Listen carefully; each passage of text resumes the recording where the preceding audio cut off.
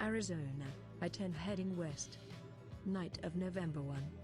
Sunrise, 6:41 a.m. You're getting ready to pass a diesel Mercedes when the shifter goes all loose. You jiggle the stick and pump the clutch, but it's like holding a dead man's hand. Your old Honda drifts off the highway in a cloud of sand and grit. A moment later the engine stalls. You pop the hood and fumble around in the back for a flashlight. Then you realize that it's getting light out. You can feel that this poor car, your companion for 10 lonely years, is finished. And if you're still out here when the desert sun rises, so are you.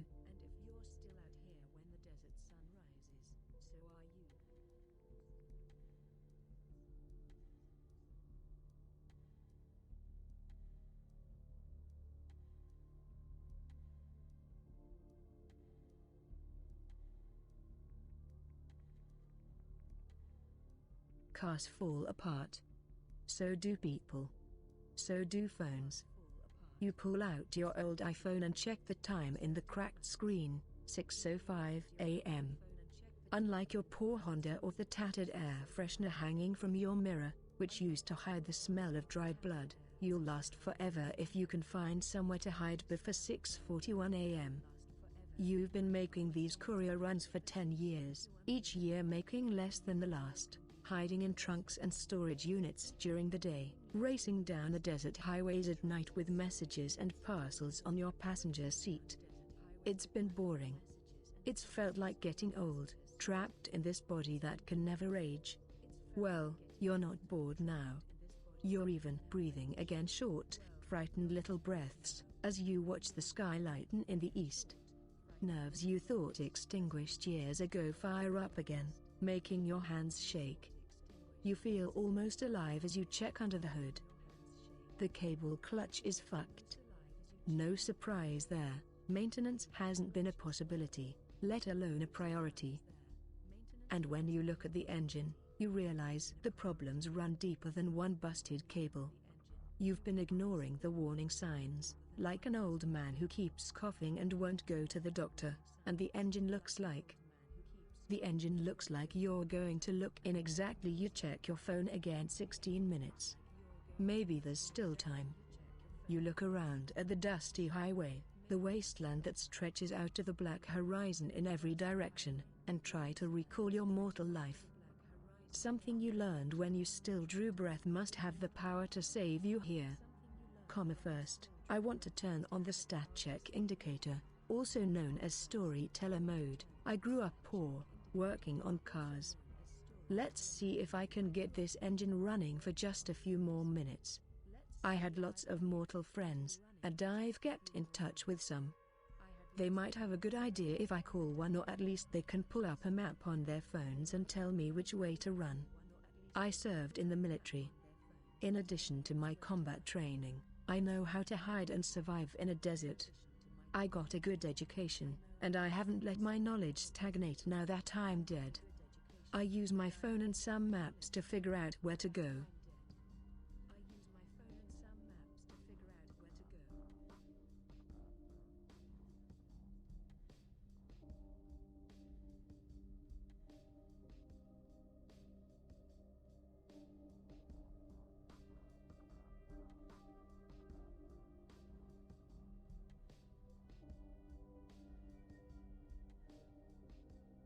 Cars fall apart. So do. There are lots of maps in the glove compartment, and though your data connection out here is terrible, you don't use GPS because you don't want to be tracked. You just need to see the maps. From them, you might be able to cobble together a picture of where you are and figure out which way to run. In your life, I got a business degree and learned how to act like I'd come from money. I tried to get through community college with the help of the Army Reserve. I ran out of money, but at least I learned to shoot. I was supposed to study ecology in the Everglades, but I spent 2 years just wading through swamps racking up debt before I gave up. I pursued a criminology degree, paying my way by chasing down bail skippers until I ran out of money. I studied computer science, dropped out, and discovered how good I was at computer crime.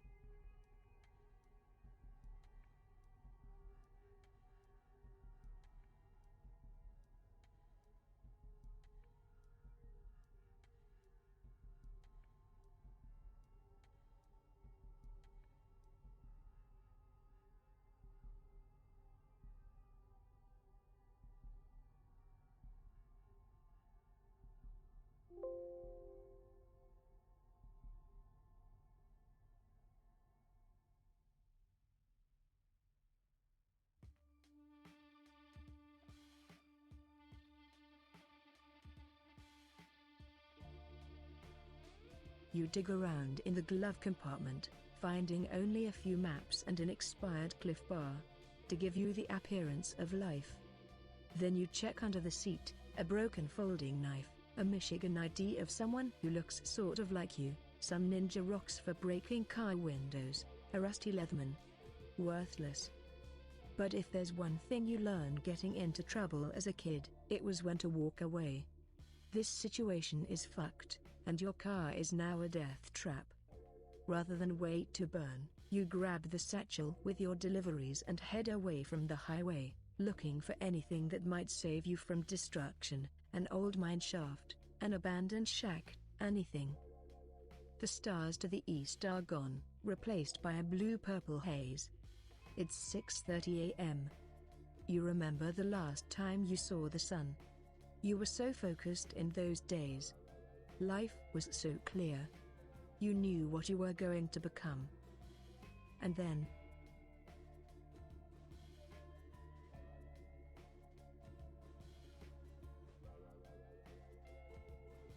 you were out of college and looking for work, spending all day on your laptop or making calls. You had a job at a call center, another job at an Olive Garden, and you did some design work, but you were drowning in debt, desperate to put all your education to work. You remember your last day well. You drove to your call center job, found it boarded up and a bunch of confused assholes just like you standing around outside, not knowing what to do. It was around 6, so you watched the sunset illuminate the grimy low-rises and the cash for gold signs before shrugging and getting back in your car. It wouldn't start. So you got out and started wandering around with your phone up, looking for a signal. And that's when a shadow detached itself from beneath your car. When you rose again, burning with hunger and sticky with your own blood, your killer did not call you Kindred, or Gainite, or Vampire. First, you learned about your clan, your lineage, a bloodline that existed since before history, before all cities except one. Your killer said you belonged to Clan Ventru, the clan of kings, monarchs of the night, masters of dreadful mental powers, and rulers of the undead world. Clan Tremere, scholars, conspirators, and blood sorcerers. Clan Toreador, artists, seducers, philosophers of sensation and manipulation. Clan Gangrel, half corpse, half animal, undead shape-shifters and beast masters. Clan Brudger, once a clan of philosopher kings, now punks, outcasts, and would-be revolutionaries. Clan Banu Hakim, descendants of a godlike killer and lawgiver, sorcerers and assassins. Though I hide the truth, I am without a clan, one of the caitiff.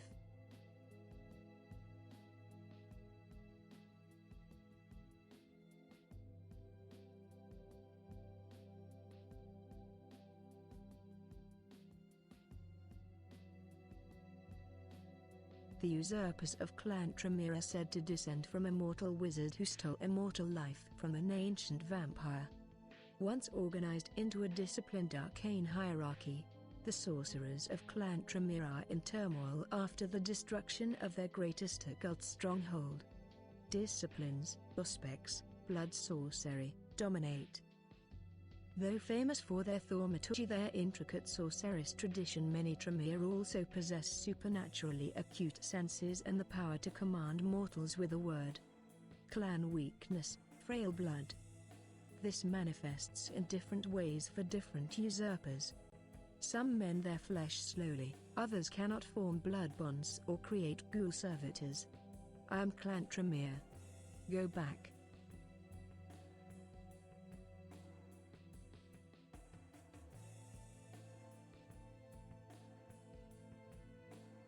Long ago, a hidden society of wizards sought more than power and mastery. They wanted immortality. The head of their order, a wizard named Tremere, thought he had found it in the blood of an ancient vampire. Tremere thought he knew the price he would pay. But though the Elder's blood granted Tremere and his followers eternal life, it also destroyed their magic. As wizards, they had shaped reality with will alone, as a sculptor shapes wet clay. But vampires are not artists. They're corpses. And the magic of Clan Tremere was dead. But they still had their iron will and their urge for mastery, and with that they survived into modern nights, each Tremere loyal to the one above in an invincible pyramid of obedience and secrecy. And then the pyramid shattered. And your sire, the sorceress scientist Invidia Call, stuffed a bunch of trash bags full of arcane marvels and hoofed it out of New York, leaving you behind, half-trained and beset by enemies. But before she left, she gave you vision and purpose. You were her apprentice. An occultist in life, I was mostly a con artist, and I kept those skills even as I unlocked real power. Her head of scientific occult research. Dr. Call dreamed of unlocking a technology of the spirit, and needed me to organize her research teams. A philosopher of blood sorcery. Clan Tremere wanted not just magic power, but to regain the pure and effortless wizardry they commanded in the mythic age. Through intuition, ritual, and harrowing wilderness journeys, I helped Call seek that return to enlightenment. A seer, oracle, and given my gifts supernatural security expert. My keen senses guarded her laboratory, watched for intruders, and saw things no one else could see. Her enforcer and, get whatever she wants, specialist. Tremere are not usually warriors, but I carried a blade ... and a deadly stare that left my enemies quaking.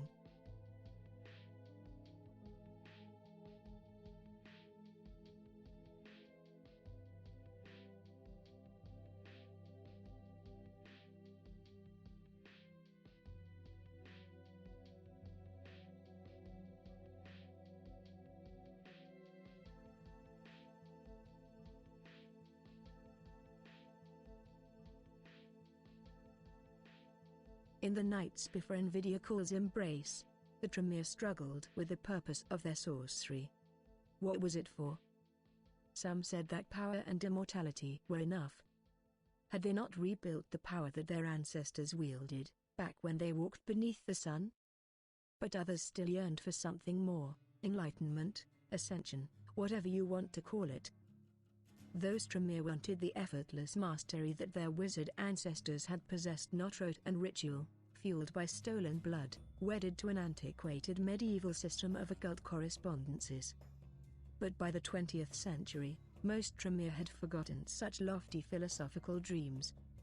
They existed in a world of arcane and temporal power, joined to each other through the pyramid, joined to the rest of the night world through the Camarilla, the secret society of vampires, where they served as advisors and dominances grises. They wielded thaumaturgy, the greatest system of blood sorcery ever devised. Right? Invidia Call rejected this complacency. Maybe she didn't want ascension, but these dusty rituals? This ridiculous obeisance to a cabal of old men somewhere in Austria? She found it absurd. Not absurd enough to reject entirely, though. Instead she crafted a kind of golem or totem into which she could pour all her frustrations. In life, you had been a frustrated seeker and deep thinker, but not at all a suitable apprentice for the scholastic and sophisticated Tremere. But Invidia didn't want an apprentice. She wanted a shape for her dissatisfaction. And in that role you succeeded. You mastered thaumaturgy, true, but you also began your quest for a deeper understanding of magic and the blood. You would disappear for weeks into the wilds, feeling, thinking, trying to understand. And when you returned, Invidia always listened. until one night, when she wasn't there. You had paid vague attention to the politics of your clan. You knew that their great arcane fortress in Vienna had fallen, that the Second Inquisition was hunting vampires. But you did not know they would come for you. The earth itself seemed to warn you of the danger that night. You fled minutes before the hunters found your apartment and firebombed it.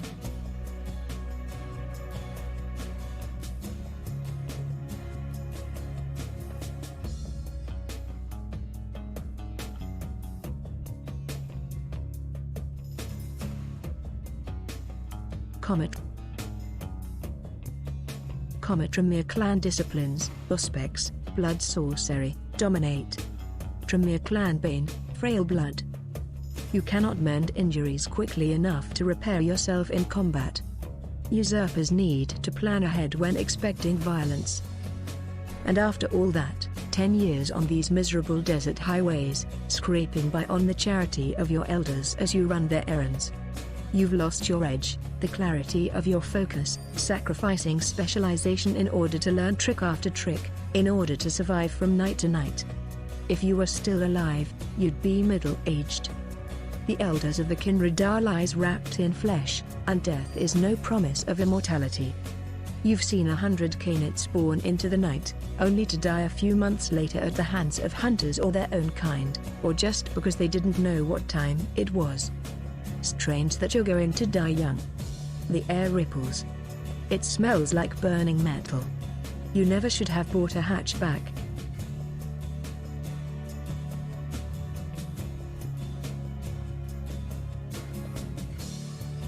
You instinctively flicker through a library of arcane rites.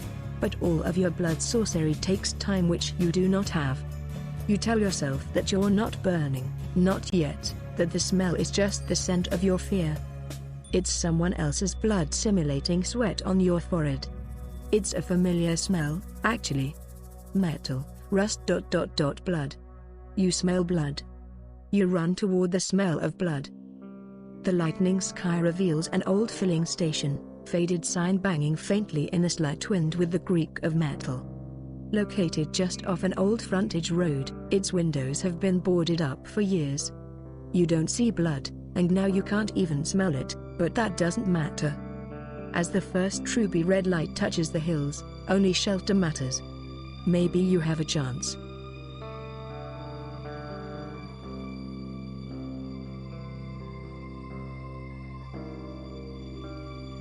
Though the station looks abandoned, you see footprints in the sand. A golden eagle sits on the stripped diesel dispenser, watching you with unsettling intensity. You approach the main building, looking for a way in. The windows and doors are all boarded up, and though there's a garage door for a loading dock, it seems locked. The eagle spreads its wings and screams. You don't have time for this. The sun will kill you, but first it will drive you mad. You can feel the beast rising in you. The beast. The untamed monster that lurks inside every vampire, that drives you to acts of depravity and violence. You're losing control. You need to act now, but that eagle seems almost to have been put here to guard this place. Its talons flex.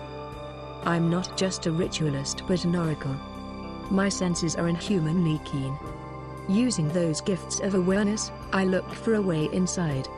I'm an expert on thaumaturgy, which I continued to study even after Nvidia disappeared. I must know some blood sorcery ritual to get inside, or at least to get rid of that eagle. In addition to my thaumaturgical training, I have the power to give orders and be obeyed. Go, I tell the eagle.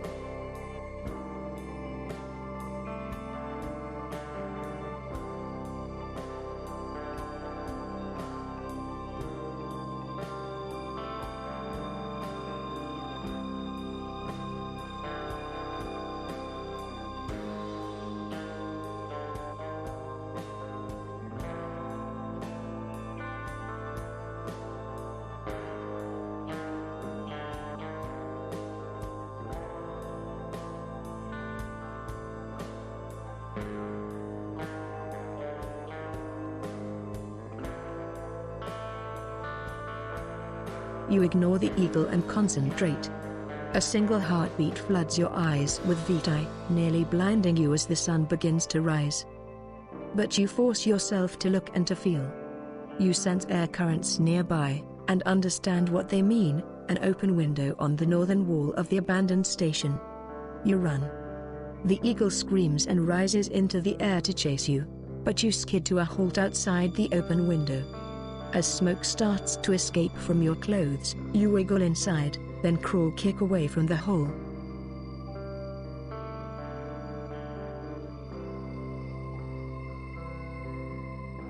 A wave of exhaustion hits you as the sun rises fully. The kindred were not meant to remain awake during daylight hours, and you look around for anywhere safe you might rest. You're in a small, sealed back office crowded with dusty furniture. An old tarp covers a chair. You grab the tarp and use it to walk a rusted filing cabinet in front of the open window, blocking the sunlight.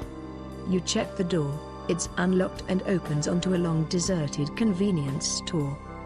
Shafts of sunlight cut through the room from gaps in the wooden boards, so you quickly close the door. You're trapped in this little office, but you can't worry about that now.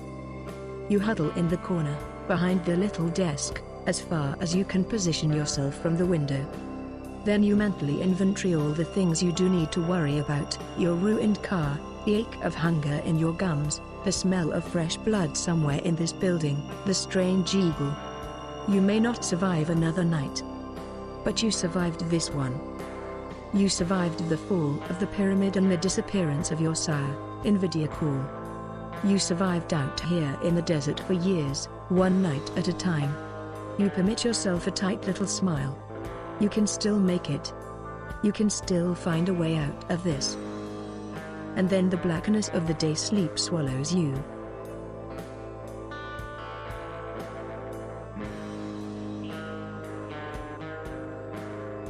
Arizona, I-10 heading west. Night of November 2. Sunrise, 6:42 a.m. If anyone had found you that day crumpled behind the desk, they would see only a disheveled corpse.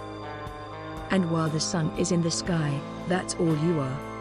The blood you got back in El Paso, before you hopped in your Honda, awakens the moment the sun sets. The return to consciousness is instantaneous and agonizing. You open your eyes in shadow and wait for your eyes to adjust. Your limbs are still heavy, as if crushed by the weight of the sun. As you wait, you think about the Camarilla, and you remember what the elders made you do after Nvidia Call disappeared.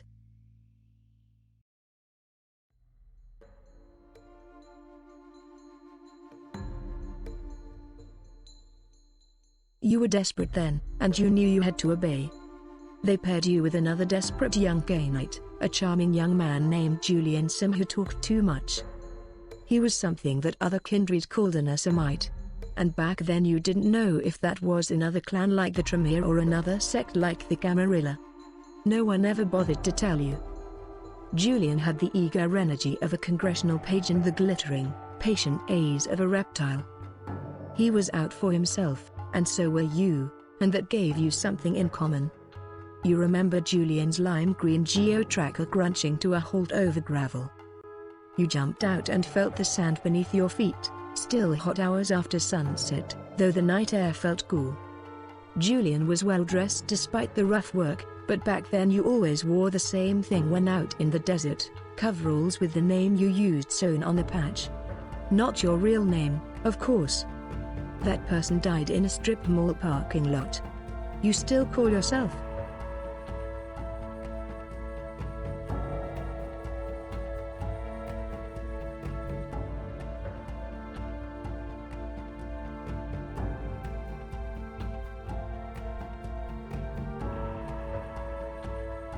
Those old coveralls let you pass as a maintenance worker just about anywhere. They were better protection from prying eyes than any Nosferatu's invisibility arts. Carrying water for the ivory tower, eh, Celeste? Julian said with a little chuckle, hoisting the plastic gallon jugs out of the back of the tracker. Each read Buena Suerte. Or something like it in blue Sharpie. You didn't laugh. This wasn't humanitarian work. Or maybe it was. The desert princes still fear the thing that slept under those sands. They told you that if it woke up hungry, it would tear this land apart. How long you think we're gonna do this? Julian asked. Julian talked too much, but sometimes he cut through the bullshit with words that carried a constellation of meanings. How long? Decades? Centuries? We, neonates, nothing but larvae in the eyes of their elders. And this awful work. This is what it is to be a neonate, Julian. We work our way up. But we can work our way up forever in the Camarilla. This is how we survive to see another night. And as far as I can see, it's the only way. Complaining won't save anyone. I hate this evil work as much as you do. The Camarilla claims they act for the greater good of all kindred. It's just a lie. You're supposed to be the visionary, Julian. Give me a reason to walk away and I will.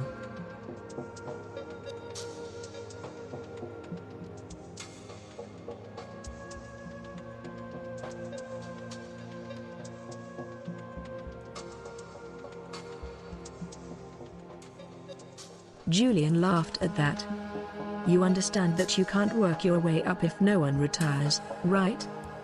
The Prince of Tucson was born the same year as Suleiman the Magnificent.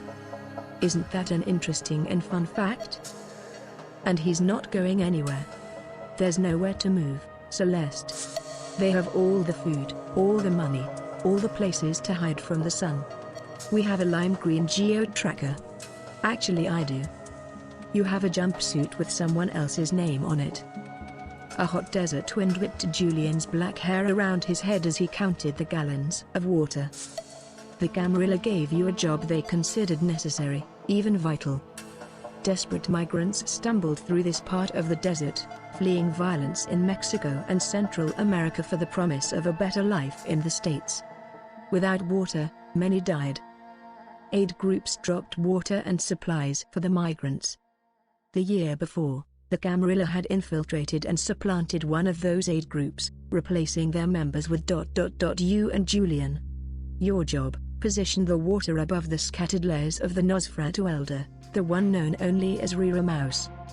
The victims he claimed would give him enough blood to prevent his full awakening.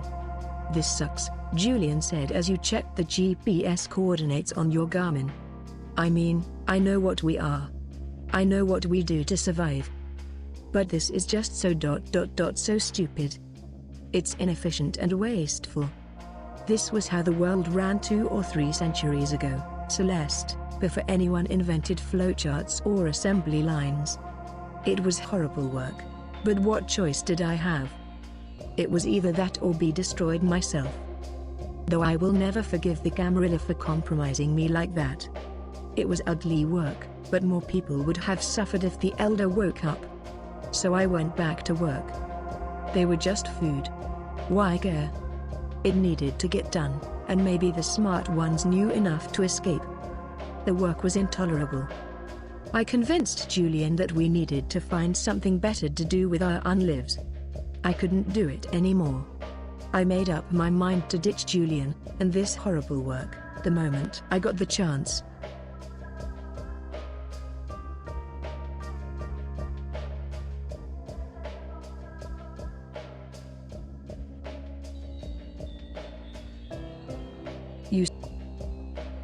You sighed and did what had to be done. Julian always had plans to get out and move up in those nights, but they never seemed to come to anything. And though the Camarilla elders had been cruel, vindictive monsters, they'd been right about Rira Mouse. His awakening would have killed thousands. You know, because a few years later, some of the old ones really did wake up, and you heard the horror stories even though you were on the other side of the world. So, that night, you checked your position on the Garmin one last time, dropped off the water, and got back in Julian's geo-tracker. A few months later, Julian got his money, though you never learned how. Something to do with venture capital interested in the software he was developing? Anyway, one night he just disappeared, leaving you with the geo-tracker, a stack of CDs with file names written on them in blue Sharpie, and instructions to deliver them to an industrial park in Austin. You looked up his new company, 2100X, which was apparently located in Denver. But you could never find an address or a contact number. And that's been your life ever since.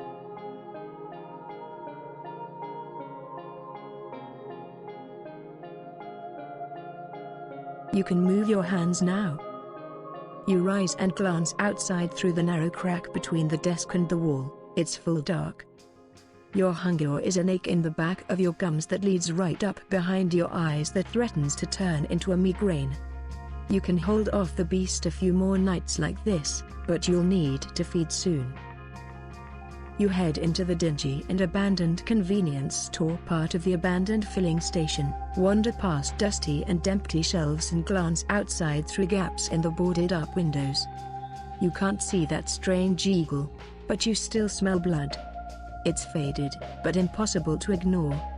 Movement catches your eye, but it's just your reflection in the broken glass of an empty display case. You stare into the eyes of a haunted-looking, eternally young man, woman, non-binary person.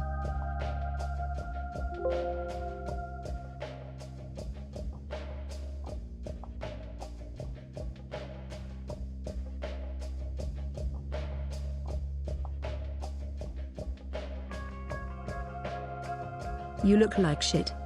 Bloodshot eyes, skin. You look like shit. Bloodshot eyes, skin pulled back from your nails and teeth, thrift store clothes. Even your satchel looks like someone dragged it down a highway. You check the satchel, your deliveries, the usbs are still in there. Then you hear sound outside, a few whispered words in Spanish, weeping. Thank God. Food.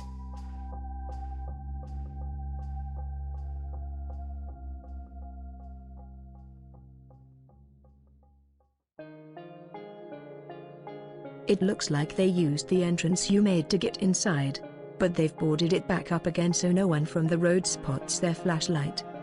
You're in the middle of the disused convenience store's 3 aisles, invisible in the darkness. At the far side of the store, a short hallway leads to 3 doors, a locked bathroom straight ahead, the office where you slept to the right, and what you guess is a storage room to the left. The mortals are trying to get it open. You count 4 of them, a man and a woman in their mid-20s, an ancient woman, and a frail and grey-haired older man, even smaller than the old woman. The younger woman whispers something in Spanish you don't catch, then forces the storage room door open with a shriek of metal. Not much here, the young man says, sweeping the storage room with his flashlight. He's traveling heavy, crowbar, backpack, water bottles, road flares. Those are your road flares. They must have found your Honda. Whoever they are, they're foolish or desperate to bring a woman in her 70s, at least, and a guy who isn't built for this kind of work. You're surprised that they're this far north without having already made contact with someone. The younger woman starts jiggling the handle to the bathroom, which is between the storage room and the office. Bored and fearless, the old man hobbles down one of the aisles. And your beast screams behind your eyes. I can sneak up on him and drain what I need before anyone knows what happened. I just need a little to take the edge off, he'll be fine. I should be strong enough to grab the old guy without him making a sound. And once my fangs are in, he'll go limp. I go for it, take just a little blood. I'm not going to risk a snatch and grab turning into a massacre, or a tired old man's heart suddenly stopping. I stay hidden. There are too many of them, and I'm not taking any risks. I stick to the shadows and watch. I can't risk violating the Masquerade, the undead code of secrecy and silence, by revealing what I am. I stay hidden.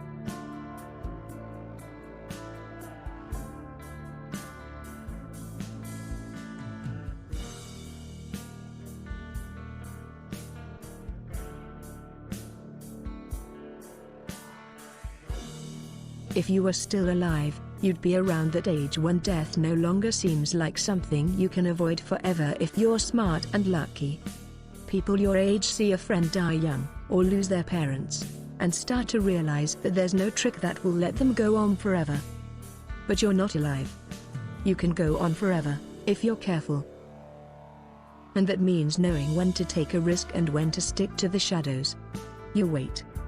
So you have an excellent view when the young woman finally gets the bathroom door open, and the thing inside bites down on her face.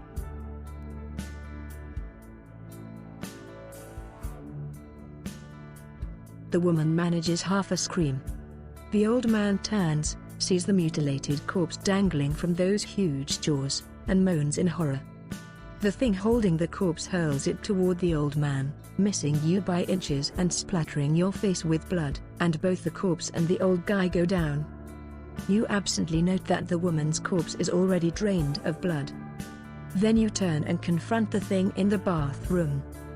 The kindred of Clan Nosferatu are never beautiful, but this one is particularly hideous, stark naked and so tall he has to stoop to get out of the room, with a flattened skull and huge, bat-like ears that make it impossible to imagine what he looked like in life. And then you look into his flat black eyes, and realize there is nothing there.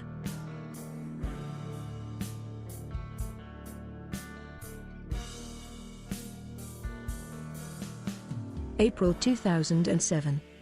In the end, we're weaker than they are, Julian says, watching a trio of teenagers across the 7-Eleven parking lot. He sips blood from his ekstrom gulp, then uses it to gesture at the mortals. I mean, spiritually, we're weaker. We're like scurvy victims or something we can't heal. The beast, you say? I'm not going to ask you what you've done in its grip, Julian says. Or what you've done on your own and blamed the beast for.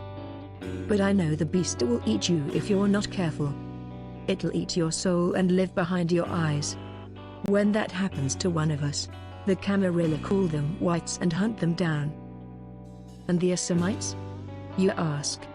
I don't know, Julian says. I never had the courage to ask.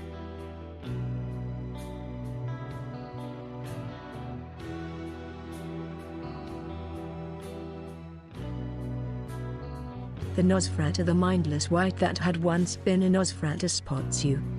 But then it turns, and though you cannot see the tough-looking young guy and the old woman, you know that they're cornered in the storage room. As the dead woman's blood runs down its chin, the creature weighs its options. It turns towards the storage room, moving awkwardly because a huge iron chain is fastened around one of its legs. Then something lashes out of the darkness and the white reels back, more in surprise than pain. The young man strikes the creature again with his crowbar. That won't be enough to fend off a monster like this. These people will be dead in moments, and then the fallen Nosferatu will turn its mindless rage on you. I grab the chain and haul the white backward to protect the people in the storage room. STR plus athletics/combat, there must be another way out.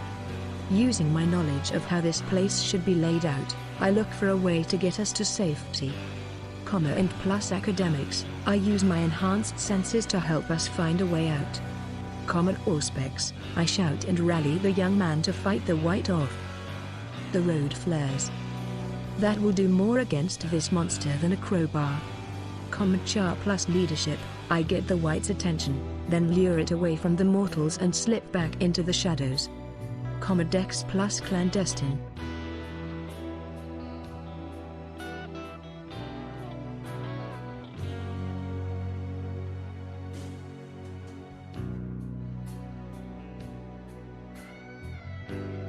You're not sure you can find the board you moved and wiggle out before the white grabs you, but you must be able to think this through and find another way out. Then you remember the garage door for the loading dock. That eagle prevented you from approaching it last night, and it was probably locked from the outside, but you visualize the shape of this building and realize that the door must be in the storage room. The garage door. You shout, trying out your Spanish though you haven't spoken it for a few years. You grab the unconscious old man. You doubt they'll flee without him and dart around the white as it struggles with the chain. The younger man stares at you in confusion, so you just hand him the old guy and look around. There's the door. You yank it open and wave them through just as the fallen Nosferatu rushes you. Its dirty fingernails are an inch from your face when the chain catches again, yanking it to a halt. You lock gazes for a moment, then you slam the door down. It locks with a satisfying click.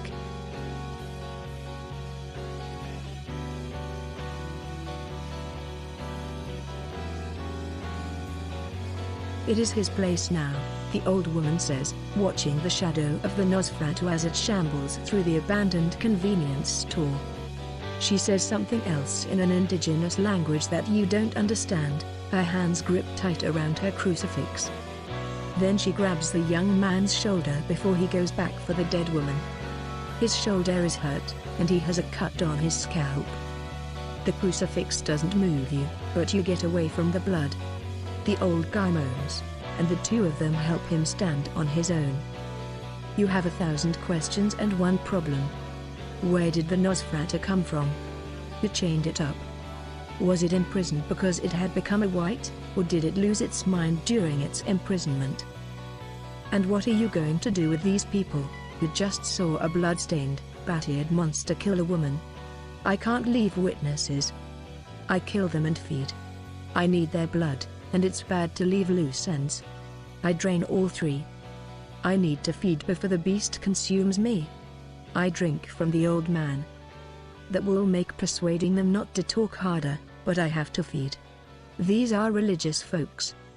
I misdirect them into believing that they faced a demon. I'm pretty sure demons aren't real. Comma man plus subterfuge, I intimidate them into silence, promising them they'll die if they speak a word of this to anyone. Comma man plus intimidation, I appeal to their higher principles, I saved their lives, somewhat true, and they owe me. They should remain silent. Comma char plus persuasion, I just let them go.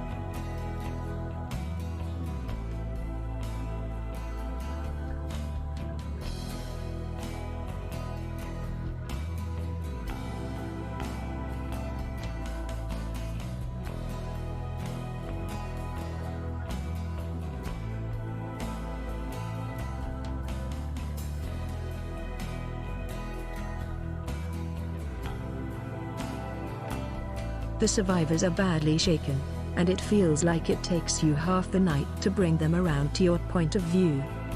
But ultimately, your point is a simple one: if they talk, no one will believe them, and bad things will happen.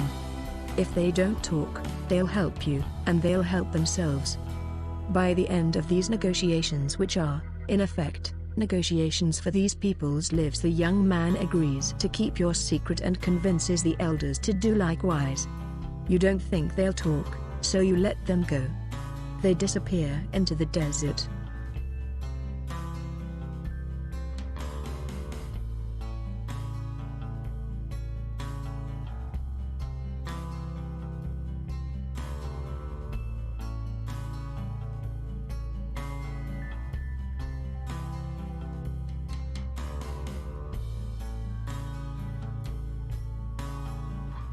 You check your iPhone. It's broken. You take out the SIM card and destroy it, then destroy the spares you carry. You wear a watch because sunrise is never far from your mind, and yes, that's broken, too. Then you check your satchel, but the usbs are all there, all safe. Your hunger is still a dull ache in your teeth, and you're still in control. For now. You can hear the white in the empty convenience store, snuffling and moaning. You walk back to where you left your car, but it's gone except for a single hubcap. You check your reflection. There's blood on your hands and face and clumps of gore in your hair, and your shirt and jeans are in tatters. You have nothing to wash with, but you rub sand all over yourself to try to get as much of the blood off as you can. You look like something that just crawled out of the earth for revenge. You can't show yourself anywhere civilized like this. Headlights appear on the highway, and you fade back into the scrub. Instinctively you check the satchel one more time, but everything is there. Everything that just happened was a distraction, someone else's problem. You can reach the outskirts of Tucson before dawn, and from there make your way to the new Prince's Court. Just deliver these usbs, and you'll make enough money for a new car. You'll be able to keep doing this. Night after night. You start walking.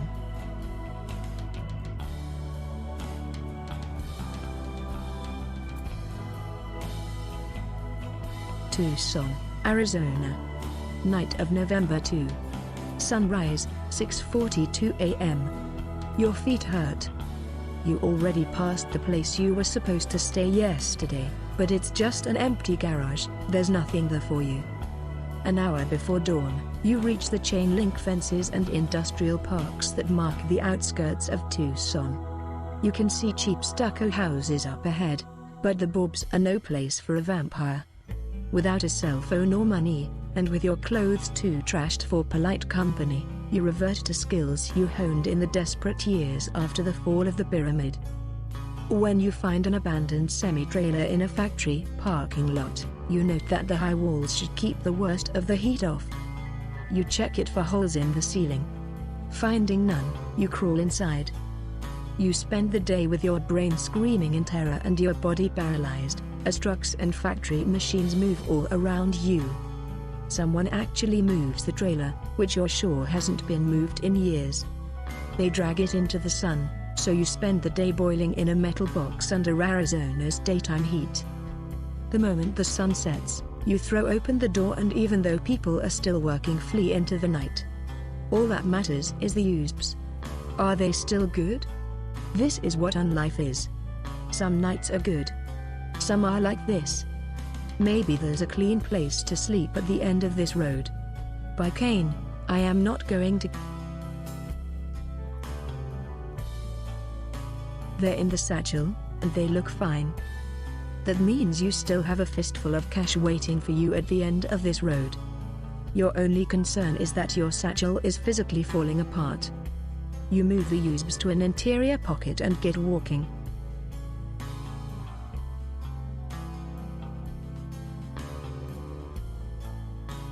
Tucson, Arizona. Night of November 3. Sunrise, 6:29 a.m. You never wanted to come back to Tucson. It's been a black spot on your personal map for years. But here you are. You have to avoid the good neighborhoods, the big stucco houses on their little plots of land, with their raked-out front yards and blue recycling bins. For a few minutes, a black and white Mustang with a thin blue line Punisher decal on the hood creeps behind you in first gear. You can't tell if it's an actual police car or some kind of patriot group, but you cut through a park where they can't follow. There's a public bathroom there where you might be able to clean up a little. The mirror is cracked and someone shit in the urinal, but the water works. You spend a few minutes scraping trash off, then look around for either threats or opportunities. Your hunger is an annoying distraction in the back of your mind, but you can still think. And you find yourself thinking, where are all the junkies? It's not like this is a nice park. You lurk in the shadows for a few minutes, just to remember what it's like, but you don't see anyone. That's when you recognize where you are. This abandoned building was the lair of Lampago, a thing of legend that was probably one of the kindred, though no one knows for sure. A shape-shifting monstrosity, destroyed by hunters as the Second Inquisition rose to power and began their dreadful crusade against all vampires. A lesson in keeping your head down and not bucking the traditions if ever there was one.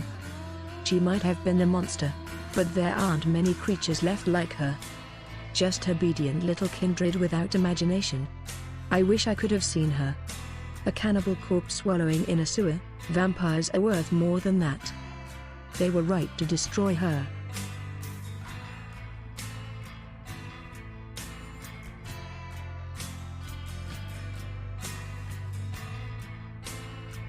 It's a pathetic way to spend eternity. She was probably grubbier than you are by the end. Well, maybe not. You could really use fresh clothes. Maybe the Elysium will have some. Elysium is one of the defining ideas of the Camarilla. It is a neutral meeting ground where violence and the use of vampire powers are forbidden. In many Elysiums, kindred are allowed to exist as they are, not as the Masquerade demands they be. The Tucson Elysium is located on the roof of a nightclub called the Viper. You can hear the pounding industrial music from the parking lot, but you're not here for the party. You've been outside the Viper before, but never in and never up.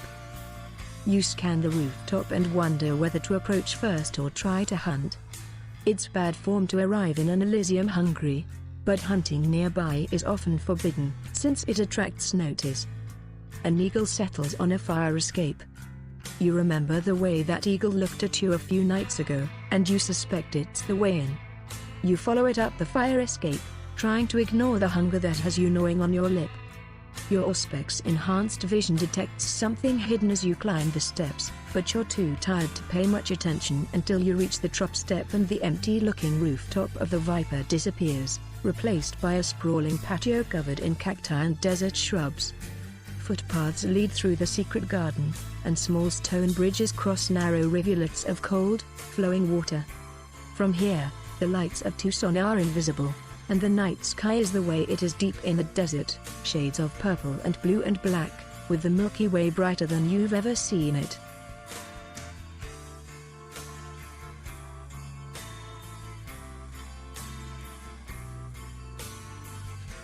It's quiet up here, but the music from the nightclub below vibrates through the trashed soles of your boots as you cross the flagstones. Your fellow kindred watch you with disgust as your boots leave a grumbly trail of black dirt. But you size them up quickly and dismiss them just as quickly. They're weak Camarilla fledglings and neonates, ghouls, dead-eyed mortal servitors and blood dolls. You scan the crowd for ghouls. Living humans fed on vampire blood, they gain immortality and a little power in exchange for slavish devotion. They are a vampire's most trusted servant, though they can grow erratic over the years. You think you spot a few. Then you look around for someone important. The eagle flies past you and lands beside a young-looking man in a linen suit with turquoise jewelry. He's conversing in worried tones with a Nosferatu, a particularly hideous example of the clan whose face is a death's head of grey-black muscles, as if her skin has been peeled away. Her monstrous face contrasts with her striking and powerful physique. Your thirst for blood means you are now in a hunger frenzy and cannot think clearly unless you try to feed or focus your willpower. That man with the jewelry is either the prince or one of his agents. I delivered the usbs and get my damn money. I still have my dignity. I'm not going to cross the Elysium until I've found a way to clean myself up. I examine my fellow kindred. I've never been to the Tucson Elysium and I want to know what sort of monsters, liars, and sons of bitches I'm up against. Blood. I need blood. I focus my willpower to ignore my hunger.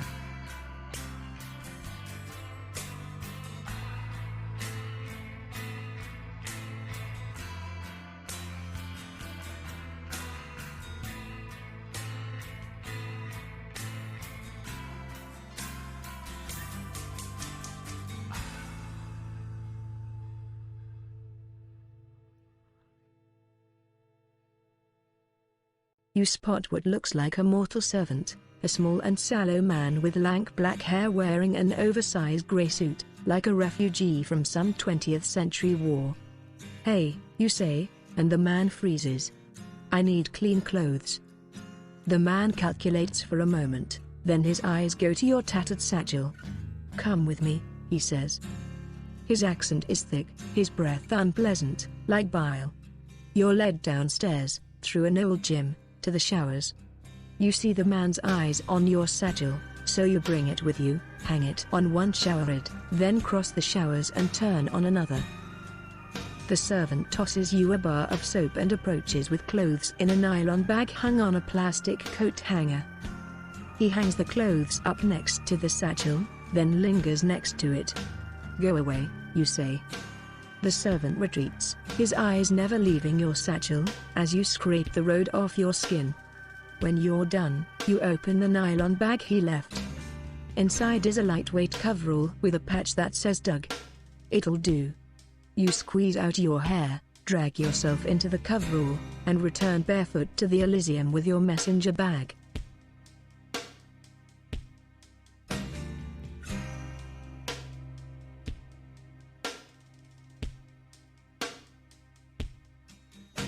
The man in the turquoise jewelry watches your approach with a slight smile. He's seated comfortably in a wicker chair next to a small zinc table with an old laptop, a white hat, and a heap of typed and handwritten correspondence. The Nosferatu, standing beside him, only scowls. "Welcome to Tucson," he says.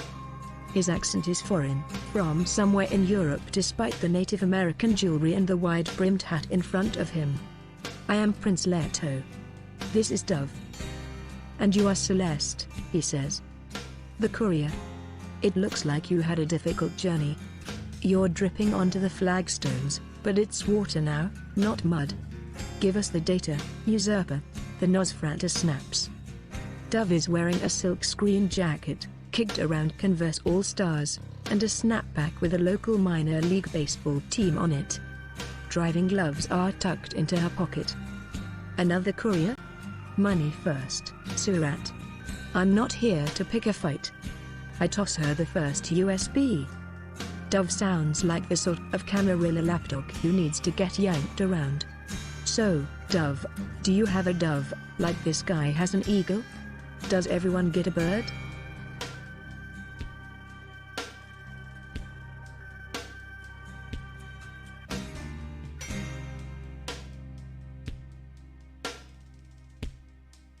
The Nosferatu glares down at you, but the prince, seated beside her, only laughs, his tone warm and friendly. Dove has little interest in the creatures of the night. "Her dark gifts maintain this Elysium," he says, "but she is most useful for what she knows. And right now she wants to know what those USB hold. I imagine you do, too. You've yanked her around enough, so you set the USB on Prince Leto's table. "Thank you, Celeste," he says. Leto's laptop is an old Asus, probably intended to read information once before it's destroyed. When the prince inserts the USB, a folder appears with a video and a few TXT files. "Feel free to watch, Celeste," Leto says. He checks his Vaca in Constantin. It's 1:49 a.m. Then he looks east. He stares for a long time, as if with longing, then shakes his head. "I don't think this interests you directly, but I try not to keep secrets here in Tucson." A warm, friendly smile, and eyes that watch you like a ... Where did that bird go? The video opens awkwardly, with a hand holding a webcam. You see a man's face, and then you see the ritual chamber.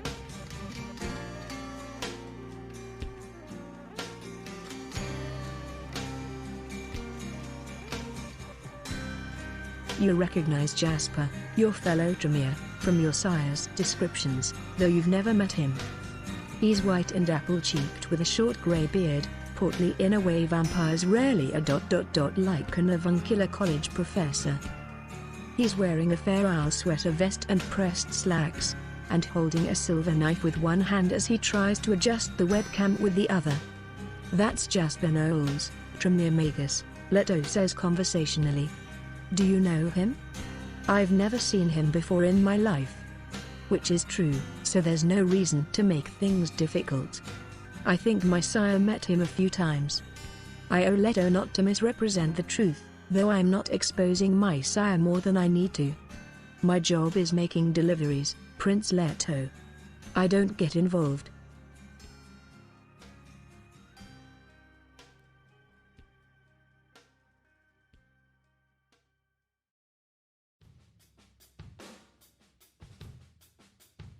Leto watches you closely as you answer, tongue against his teeth, concentrating. He thinks you know something. But you've never seen this Tremere.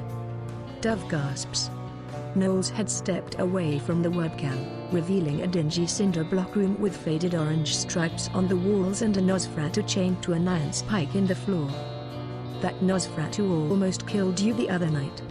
Sire, Dove whispers. Prince Leto's illusion of good cheer falters for a moment. Both he and the eagle glare at Dove. You're here so he can get a read on you, not so his underling can give you information. This experiment has gone on for as long as it can, Knowles says in the video. Science sometimes ends in failure, my dear, and so does our version of it. No intelligence remains in this specimen, and it has become increasingly dangerous and aggressive. Once it's destroyed, I'll send what's left to you. I'm also going to wrap up my daytime business. I know that we are still allowed to communicate via email as, flesh and blood citizens, but my mortal identity is almost 80 years old, and soon people will wonder. Something off-screen draws Knowles' attention. He turns the knife, ready to insert it into his wrist. You know enough blood sorcery to recognize that he's planning to attack. Unfortunately for Knowles, he's looking the wrong way. As he stares past the webcam, a figure detaches itself from the shadows of the wall, walks almost casually up to the chained-up Nosferatu, and removes its shackles. The rest of the video is chaos. The white hurls itself at Knowles. The Tremere screams and stumbles into the webcam, which falls. Sorcerous fire blackens the ceiling. Dirty fists rise and fall, again and again. Unlike most Tremere, Knowles has mastered the vampiric art of inhuman resilience. But that only makes his destruction longer and more horrible. Then the video suddenly ends.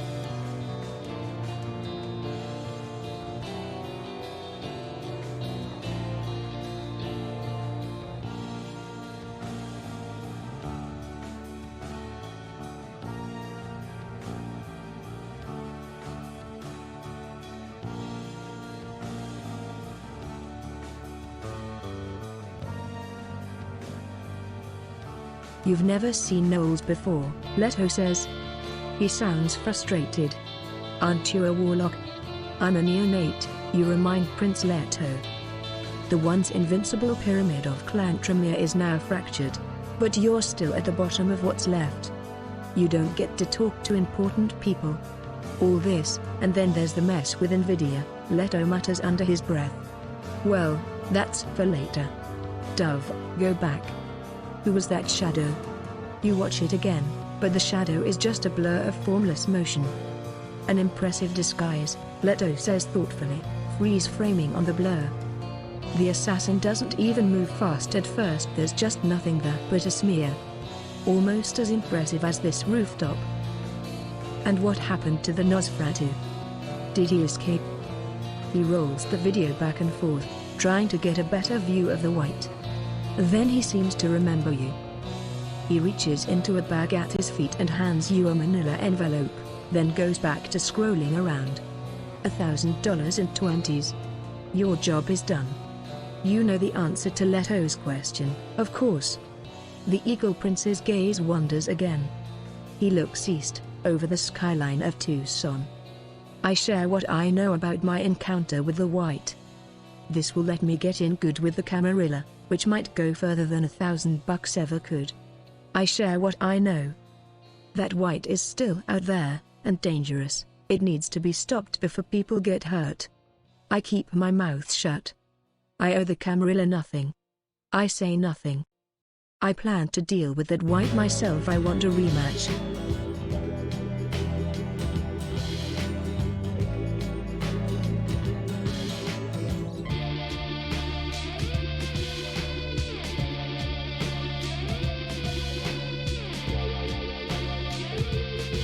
You've never seen Knowles before, Leto says. He sounds frustrated.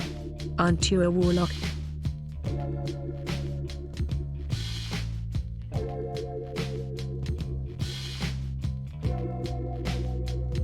You describe the battle, and your narrow escape from the mindless Nosferatu. I'm impressed you're still alive, little neonate, Leto says. The Nosferatu you fought was old and powerful in his time, the child of Uramos himself. Then his tone hardens and slices through the air like a razor. Dove, your sire is now your responsibility. Find and destroy him. You have 7 nights. Watching the video seemed to have taken all the fight out of the Nosferatu. She just nods. You have too many questions. The most obvious is, why did Prince Leto let you watch the video?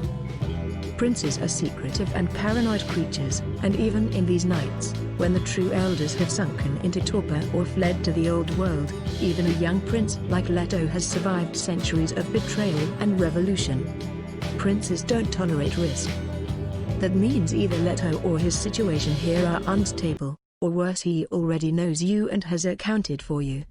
Celeste, I have more work for you, the Prince of Tucson says. You will remain here tonight. My man, Alexander, will provide you with shelter, sustenance, and suitable clothing. The man who led you to the showers returns. He beckons for you to follow, walking with the quick, commanding steps of an old servant. An old ghoul. Kindred grow strange and cold as they age, but old blood slaves are stranger still and sometimes more dangerous. With that settled, Alexander says, you should drink. He taps a code into a locked case and takes out a tall flute of blood. The Eagle Prince apologizes for this crude repast, but he does not trust new guests around his herd when they are so hungry. And you must understand that he cannot trust every new arrival. You drain the glass and feel the blood sparkle through your veins. Room temperature blood, even when treated not to spoil, lacks savor and resonance. You wonder if having to drink this stuff is a punishment, or a test. When you're done, you're still hungry.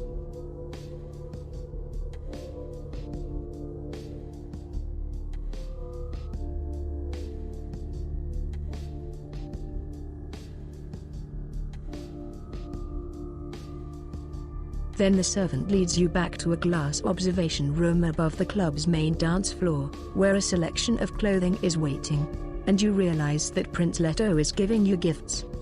That isn't good. You know what happens if you end up in debt to a prince.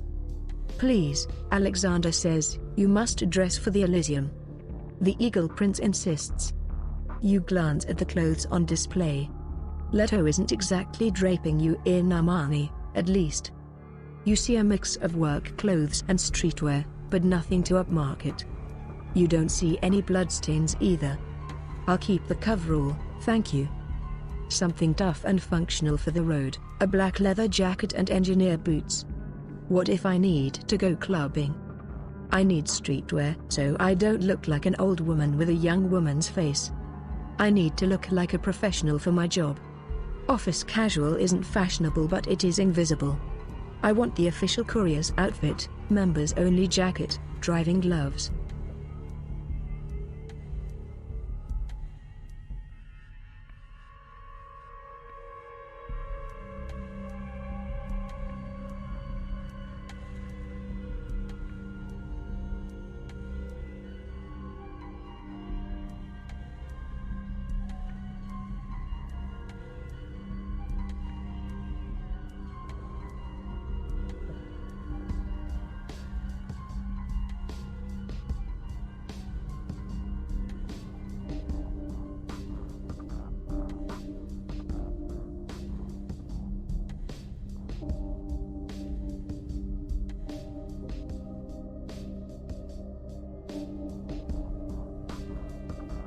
You flip through the options until you find a black leather jacket with just enough wear that you don't look like a poser.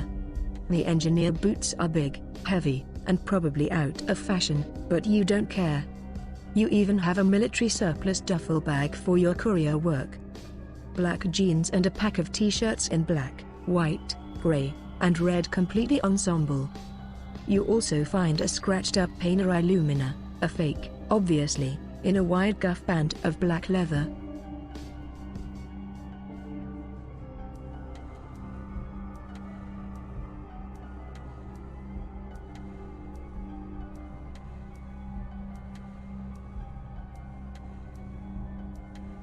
You ascend metal stairs that thump with the base of the EDM below, back up to the rooftop Elysium. Leto's eagle watches you. A gangrel prince is unusual, even in these nights. You wonder where Leto came from. And you wonder what he wants with you. He is still watching the video and reviewing whatever information they got from the other users. Dove is scanning the parking lot below. You will be remaining with us for some time, Alexander says. You understand what this means, yes? Of course you understand what will happen if you try to flee. You look toward that parking lot, too. You need a car. We are very friendly people in Tucson, Alexander says, finally smiling. It's an awful sight, little gray rat teeth, skin that crinkles like paper. Not like other cities you may know. Speak to people about what you need. Dove was like you once. She drove. You need a car? She has cars. Her retainer, Carlos, is the one listening to the music from below. He is a police officer. He has, you know, rooms, stashes of the shit. Is that what is said? He keeps evidence rooms with the good shit. Maybe you need that sort of man. He is proud and cruel, though. Do not let him bait you. Carlos spots you and Alexander looking at him and gives you the finger. And if you need blood? Alexander says. I was a doctor in my youth. When I was young, I said to my teachers, this bleeding, it does not work. It does not make the patients better. Isn't that funny, knowing what I know now? Ah, a little joke. But I have an important job when Kindred feed and kill and endanger the Masquerade, I tell Prince Leto.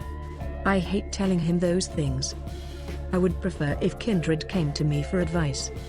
I will give you this advice now: do not hunt near the Viper. It is not permitted. And of course, do not use your gifts here. The sudden movement of blood, it upsets Dove. I talk to Leto. Why is an Outlander in charge? That's rare for the Camarilla, but unexpected things interest me. Maybe I can learn about the prince and cultivate a relationship with him. So Leto is cute. I'm going to talk to him and see if there's a Mrs. Prince of Tucson. I talk to Leto. I don't trust him. I never trust the Camarilla, but if he has work, I need money. Actually, Alexander, what can you tell me about procuring blood in Tucson? The old ghoul is unsavory and might be deranged, but blood is life and I need it. I need blood, Alexander, but I have standards. How are matters arranged here? I know what I am, but I would rather not be associated with forced extraction pits. I talked to the retainer Carlos about equipment and a place to stay. I have been far too proud lately. If I have to beg this guy for what I need, I'll do it. I talked to Carlos. I need guns, and if I need to kiss the ring or otherwise impress this mortal, I'll do what I need to survive. Dove hasn't exactly been polite, but we have a shared interest in cars. I chat her up about different accidents we've been in. I talk to Dove about getting a car, but I'm not going to put up with any shit from a surat. I examine Leto's eagle. How fascinating. And how dangerous. I approve. I talk to the mortal servitors and hangers-on. That's where Julian taught me to look for power, where people are forced to serve.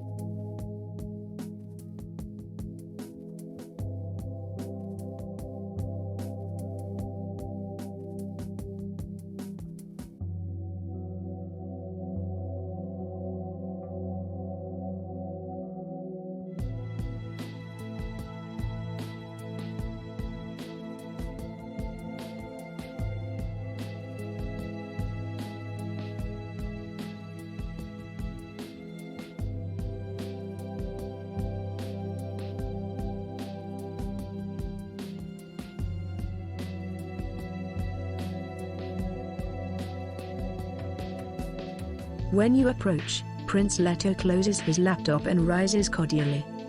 It's a truism among the kindred that all elders are monsters, but at least this one can hide it. He's unexpectedly tall, despite his youthful features. You can picture him on a war horse, plowing through ranks of helpless peasant infantry. It is dangerous to interact with any elder, but you sense an opportunity here. You make small talk for a few minutes, describing a few recent deliveries once it's clear that Prince Leto knows who you and your sire are. It's strange to exist again in a time of ignorance, Celeste, Leto says. When I was near dead, the Commonwealth was still a land of darkness and superstition. Oh, I'm sorry, we have only just met, haven't we? And I'm talking to you like I'm picking up a thread of an old story. Let me start at the beginning. I died around the same time as my country did, around when the United States was fighting King George. Most Americans know nothing of those events, of course. I was held in little esteem when I came to Arizona, especially by the Ventru who ruled here at the time. He continues. But when the old prince went mad attacking the other clans and got himself destroyed, there were few elders left who had not already fled. And so I became prince in this new dark age, brought about by the Second Inquisition and our fear justified, it turns out, of being tracked through these devices. He taps the laptop case. And in between? You ask. Prince Leto skipped over about 200 years there. A story for another time, Celeste, the prince says with a secret smile. There's some kind of dispute in the parking lot down below, 3 women yelling at a guy. Dove gestures, and 2 heavies head downstairs to sort it out. I return to Alexander and ask what he can tell me about procuring blood in Tucson. The old ghoul is unsavory and might be deranged, but blood is life and I need it. I return to Alexander and ask him carefully about where his blood supplies come from. I know what sort of monster I am, but I would rather not be associated with forced extraction pits. I talk to the retainer Carlos about equipment and a place to stay.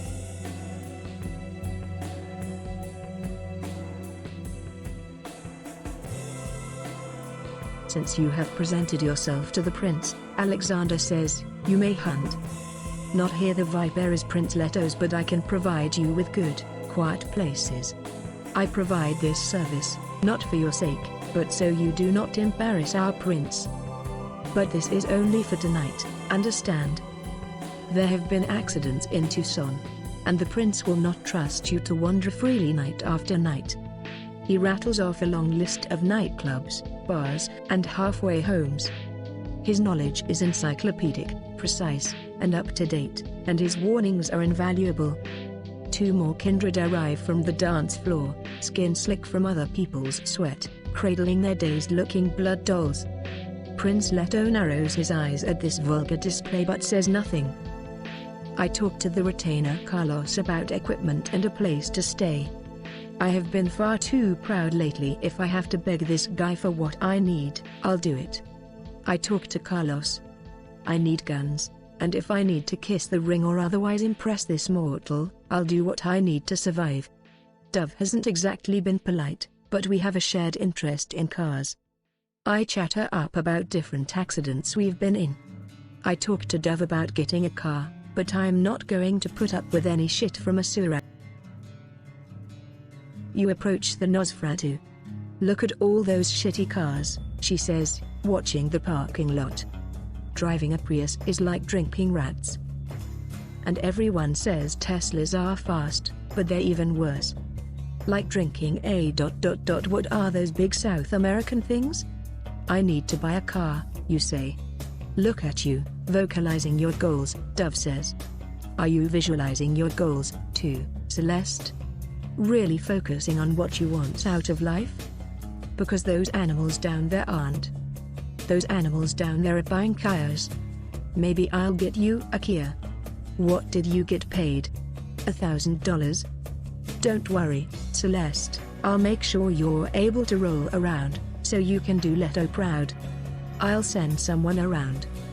Whatever was happening in the parking lot below has sorted itself out. The heavies are back upstairs, laughing.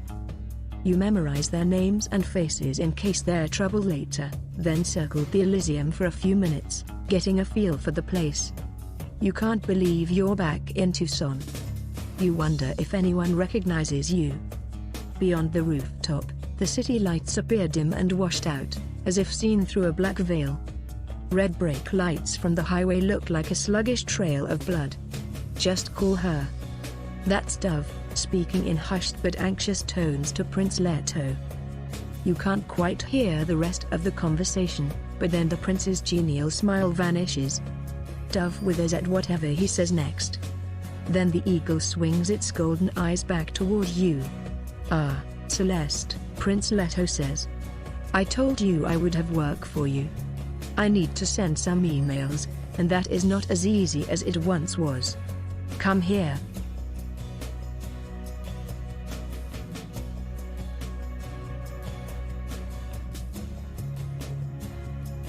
You were still a fledgling when the Second Inquisition burned through the centers of Camarilla power places like the Vienna Chantry, your clan's arcane fortress. You weren't important enough to draw the sea's attention.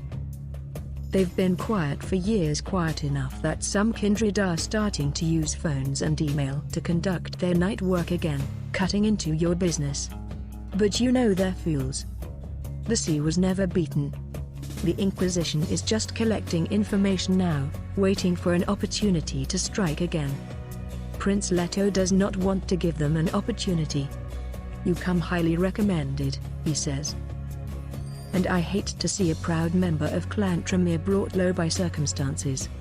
I need you to run letters to a few cities near Tucson. Don't worry. Nothing is more than a single night's trip." "How much?" "Why not use your magic bird?" "I'm not being sarcastic. I sort of want a magic bird. I need a ride." Pointing that out might tie me to the Camarilla, but after years on my own, maybe that's not a bad thing. "Well, since you're so charming." Flirting openly with an elder might be stupidly dangerous, but Leto is so charming. "I think I can get by on my own, thanks. These elders are always giving me orders and pretending it's charity."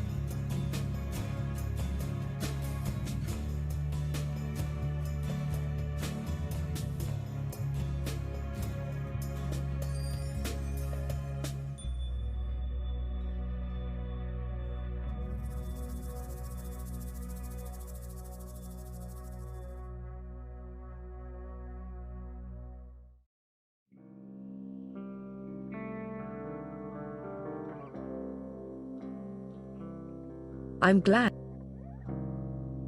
glad you had a chance to talk with Dove," the Eagle Prince says. "You and she have much in common, and she will see to your needs. One of Dove's people will contact you with information about how to acquire a vehicle. If I have to work for the Camarilla to stay alive, Leto might be my best chance." "What's the job?" "I don't trust you, Prince Leto. Don't try to betray me. More of this shit. I'll do your jobs, but there are limits to what I'll stomach. I'm a driver, not a leg breaker. I'm not your weapon. The Camarilla is the best chance for all vampires. Shame the ones in charge are assholes, but maybe I can work to fix that. I'm in." "What's the job?"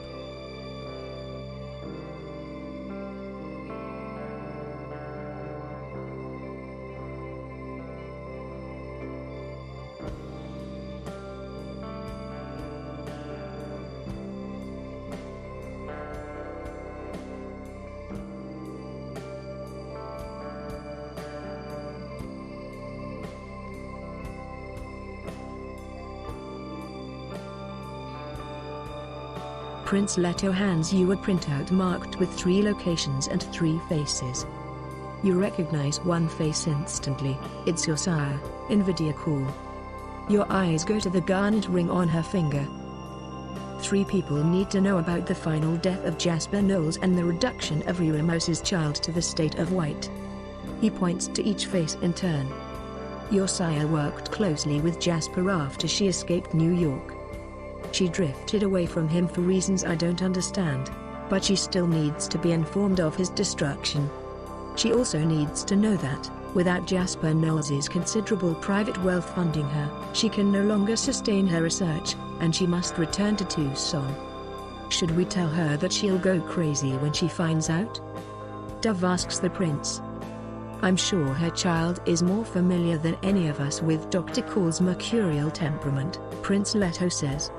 Nonetheless, I will offer my advice. He loves doing that, Dove says. Celeste, I encourage you to deliver my letter and get out. You won't like your sire's reaction when she realizes she's broke. Why can't you keep her funded? It sounds like she's doing interesting work. Work I'd like to check out, actually. Sending me out to be destroyed by my own sire is poor form, Prince. Is she making a hash of the Masquerade? Is that the problem? I'll deliver your message. Because it's my job, but I'm not getting Probably not, Dove says, shrugging her heavy shoulders. But bring a clipboard. If she's breaking the rules, let us know. Leto points to the next face. Patamuster is one of the rabble a Bruja. He lurks in Street Basil's hospital in Phoenix, looking after the lost lambs of our flock. Other rabble, the clanless, thin bloods, the mad ones. Maybe even Gangrel. Leto chuckles at his own wit. But he actually keeps them in line, though they are dangerously lax. In fact, I would like you to, encourage a bit more tidiness from the kindred at Street Basil's. No open feeding, no drug running, no unauthorized embraces, that sort of thing. This is not a formal mission, you understand. But if you can make our dissatisfaction known, I would appreciate it. But more important, with Knowles gone, the hospital will be up for renovation. Those renovations will compromise Street Basil's usefulness as a haven. I'll write instructions for what Patamuster needs to do. Why do you let low clan trash associate with the Camarilla? If you have a message to deliver to Patamuster, give it to me, but I'm not going to yell at someone for you. Is there any way to maintain control of the hospital while shaping renovations to our own profit? I'm happy to deliver a message, no problem. I wonder how bad it is at Street Basil's that the Prince of Tucson needs to step in. Of course I can do that. I'll sound friendly to impress the prince, but I'm not running errands for the Camarilla without getting paid.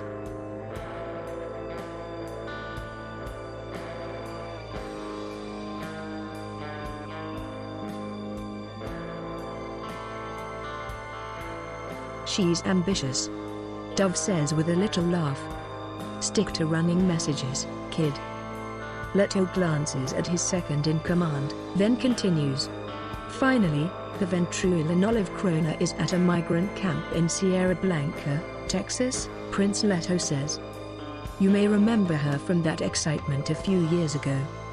Leto is referring to the final death of the old Prince of Tucson, a powerful blue blood manipulated into launching a crusade of purification against his clan's old rivals, including the rabble.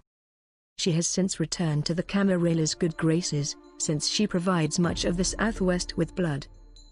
But her operation exists atop a mortal substructure that is profoundly politically unstable. Jasper Knowles's destruction will further destabilize that situation, and she needs to know how. Feeding on migrants? Sounds horrific. A steady source of blood down at that camp sounds like easy living. I could get used to that. Oh no, Ilan Olive Crona? Is she going to drag me into Camarilla politics? I don't want that. A program like Camps Fuller is good for the long-term stability and survival of vampires. I'm interested in seeing it.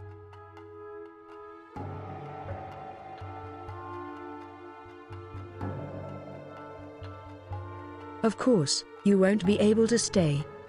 But it sounds like a bit of a vacation. Anyway, 3 deliveries, $1,000 each. And you are welcome to hunt in Tucson and every city you visit for a year after finishing your final delivery, Leto says. Though you will have to abide by my rules for neonates here in Tucson. My man Alexander will explain once we're finished here. I also give you permission to own property and to create no more than 1 ghoul, though you may not embrace new kindred. and take this for emergencies. And only for emergencies. He hands you a prepaid flip phone and a baggie full of SIM cards. Now if you'll excuse me, I must compose the letters you are to deliver. The prince moves to a writing desk under a ramada, leaving the pile of electronic devices and written correspondence, and gets to work composing his messages.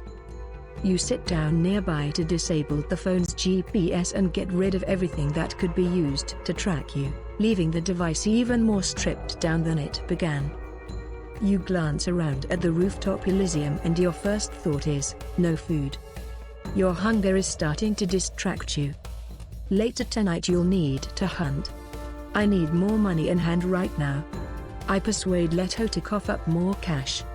Man plus persuasion. The nature of an Elysium is deception. I lie, flatter, and misrepresent myself while acting grandiose in order to make allies here. Char/man plus subterfuge. This whole situation with Jasper Knowles and the White worries me. What I want is information. I investigate the correspondence on the table, hoping that a quick glance gives me something useful. Wit plus investigation/awareness. I'm too hungry to risk socializing, and I'm not taking any risks tonight. I hang around and keep my mouth shut until I can leave.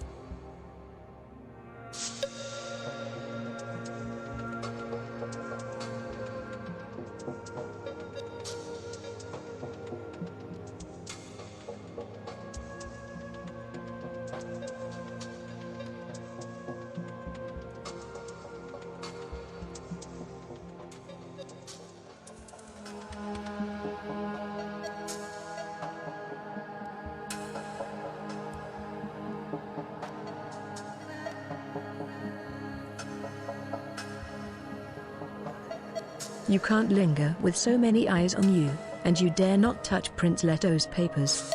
Many old-world Kindred, you've learned, regard written correspondence as almost sacred, and you don't want to find out what infuriates this prince.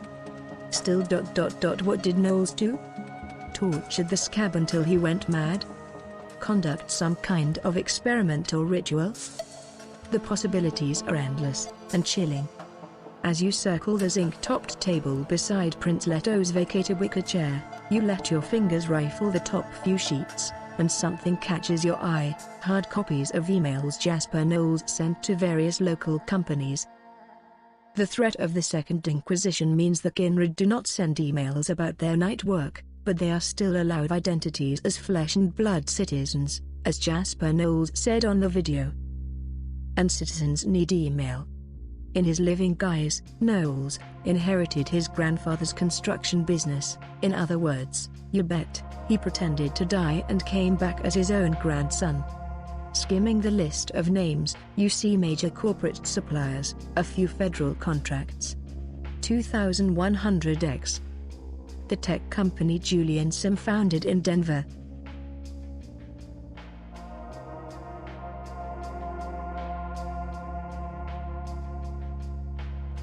You didn't even know 2100X was still around. You've checked for a web presence and found nothing. But here's an email, a timestamp, last month, and a brief and mundane-seeming message. No word from Presta. It's mostly for renovation of temporary holding facilities along the border. Before you can read more, you spot Dove extricating herself from the Ventru and heading your way. She hasn't noticed you yet, but she will. You step back just as she steps around a wild-eyed local and glances down at the papers.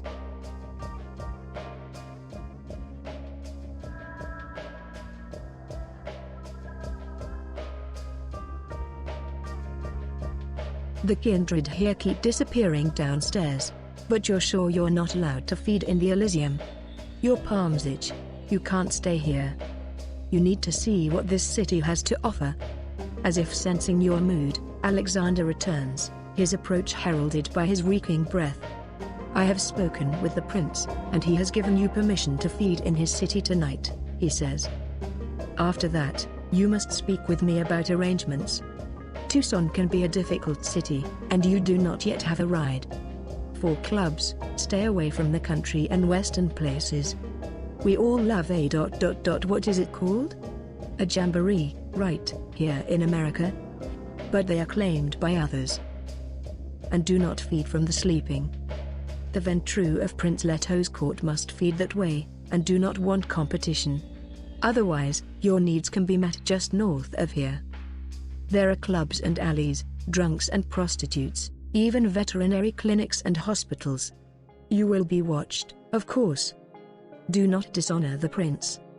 You lean over the edge of the railing, looking down on Tucson. For years you've taken blood wherever you could, usually as payment for a job.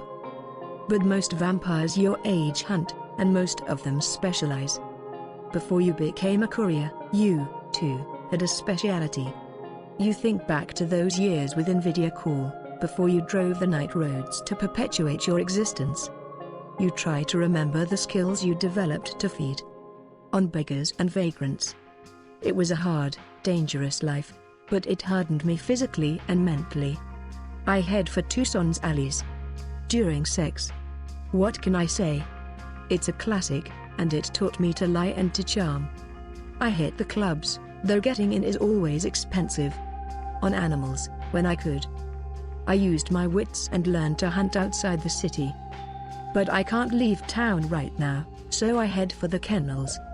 On blood bags. They taste like shit and can leave me a little weak, but this is the future, and the only humane path. Usable ones are hard to find, though. It's time to break into a blood bank.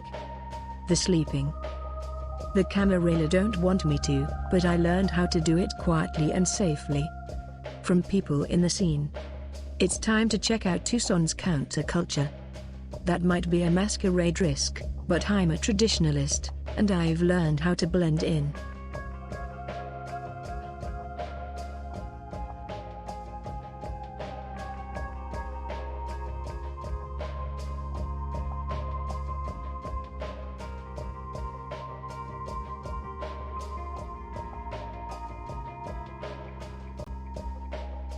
Being a farmer, that's what vampires who feed like you do are called, is harder than it used to be, now that mortals have discovered veterinarian stock drugs. There's more security, more suspicion. And your lifestyle always leaves you on edge. Animal blood doesn't satisfy the way human blood does. Most vampires aren't really predators, they are parasites, but you have less natural viciousness than other kindred. Still, you don't have to clean up human corpses, and once you're actually inside some place, a few dead animals don't arouse much suspicion. A farmer who knows her city has a lot of options: shelters, zoos, ranches, even just heading into the desert with a rifle and bagging game. In a new city, you'd prefer to find a ranch or farm, but you don't have a car, so you check your new maps and guidebooks and find a nearby shelter. The first one has extensive surveillance and electronic locks, and you learn to notice that sort of thing as a farmer. But the next one is in a better part of town and not as secure. You get up on a dumpster and Jimmy open a high window like you've done 1,000 times before, and slither inside.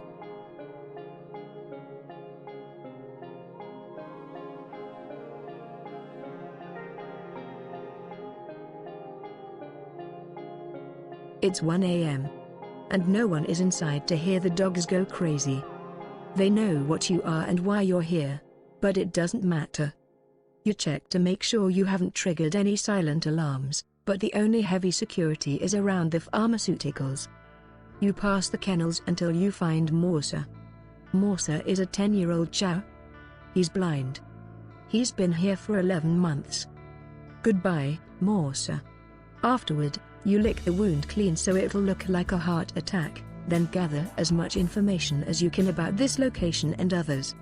Animal blood is weak, and farmers have to feed regularly, so you'll need another target tomorrow night. But this is a good start. You already feel better.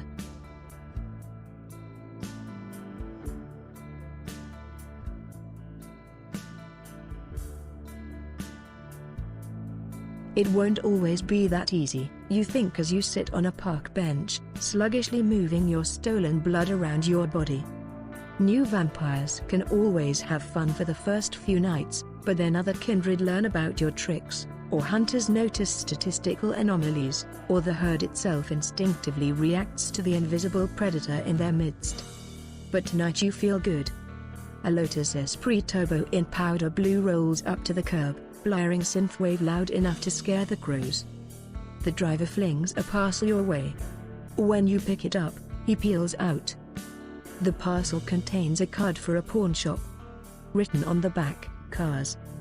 There's also an extended stay ticket for a parking garage, with a 4-digit key code written on the back. So it looks like you have a place to park.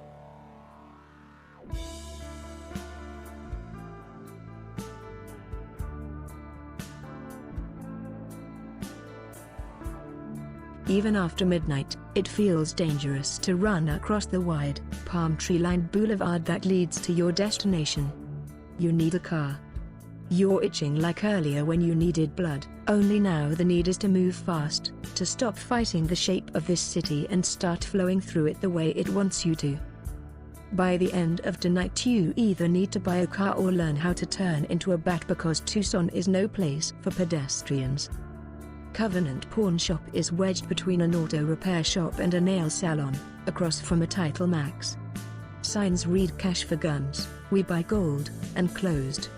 You step into the sad, dusty spiritual void of the pawn shop. You pass PS4 games, bedazzled purses, a glass case full of rings Rigolo Perfecto, and enough rifles to conquer Belgium. The first thing you do is stock up on a few necessities of your trade, a few duffel bags and rucksacks, a mini crowbar, a small folding knife, a folding shovel, a hacksaw, some lockpicks, matches, cord, electrician's tape, a flashlight, a blood and tissue kit, with extra syringes, spare usps, and a portable toolkit. You stop at the knives, because you recognize the silver knife in one display case. Jasper Knowles was holding it before he was killed. Or maybe it's just a knockoff of some movie prop or something, you can't be sure. But that's weird.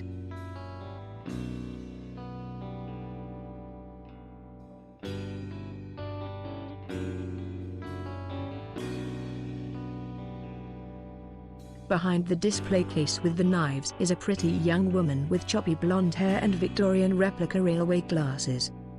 She's peered over those sunglasses to watch you like a hawk since you pushed past the closed sign and walked in. You know that reaction. She recognizes a predator but doesn't know exactly what kind. So this place is only tangentially connected to the Tucson Camarilla. It, and she, were independent and kept that way because they're useful. When you get closer, the young woman leans close, studying your leather jacket. Her bare arms are covered in HR Geiger tattoos, sinuous biomechanical figures in shades of black, gray, and green. Finally she says, "Miguel sent you." It's not quite a question and not quite a statement, and you have no idea who Miguel is. Maybe one of Dove's servitors. You did ask the prince's second-in-command, Dove, about getting something to drive. Whatever. You nod. Call me Elena. Let's get you set up. She throws a red leather jacket on over her tattoos. She makes sure you can see the Glock in the shoulder holster. The cars are waiting out back.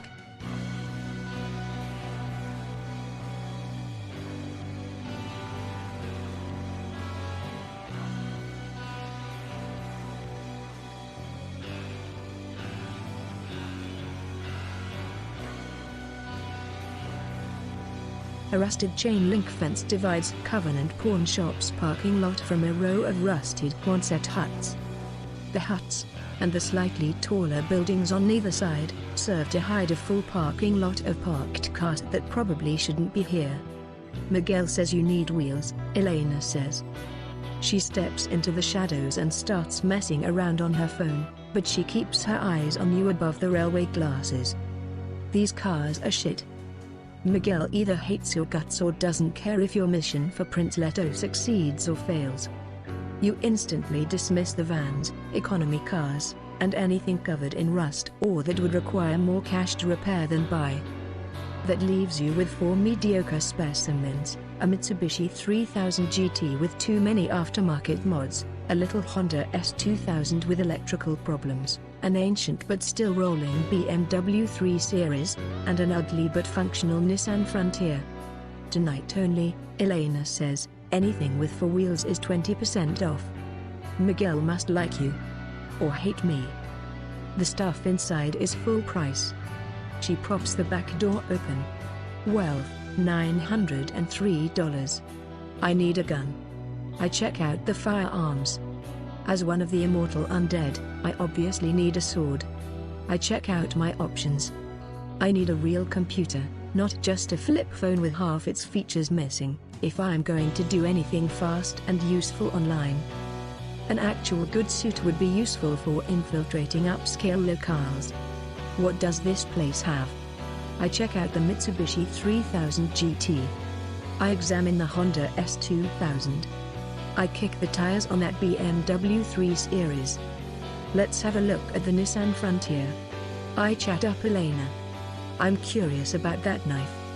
I'm also curious about better prices, because I'm broke.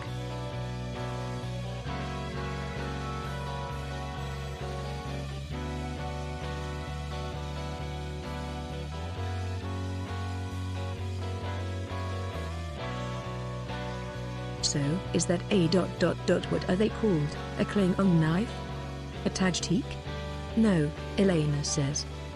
Her pronunciation is flawless. And you can't afford it. It's solid silver.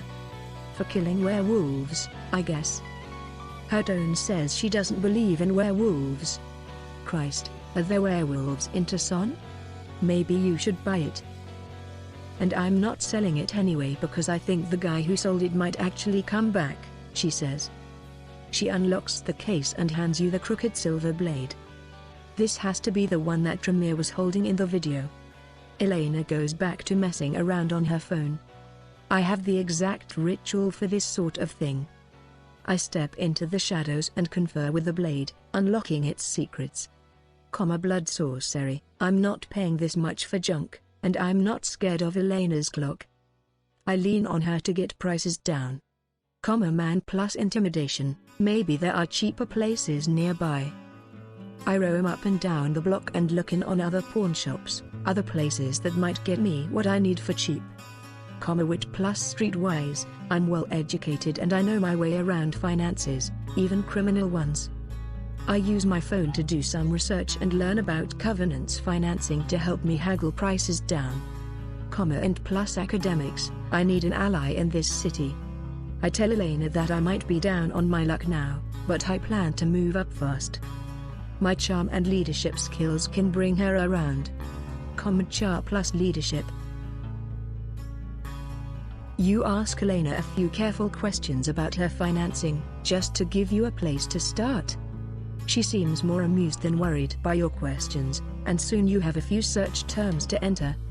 Even shying away from Elena's illegal activities, you see all sorts of inefficiencies in her business model.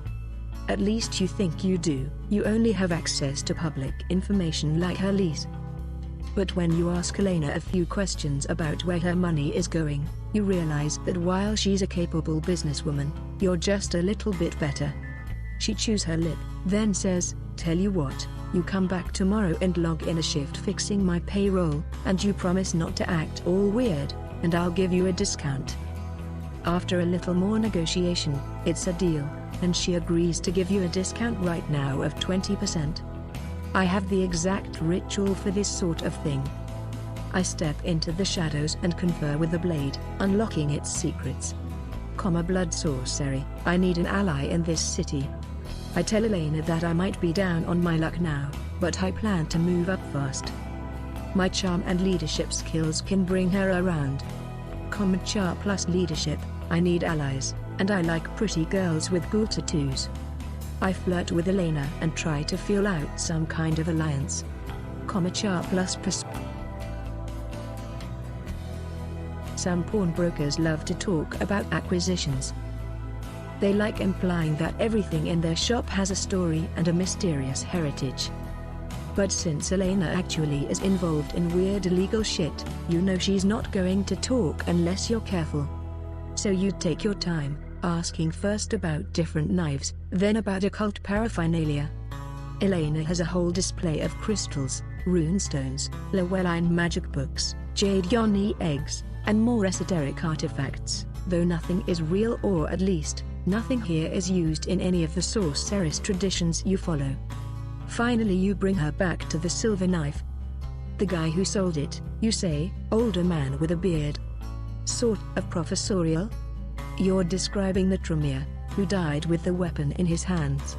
But maybe that will jog Elena's memory. It does. He was in here a few times, she says.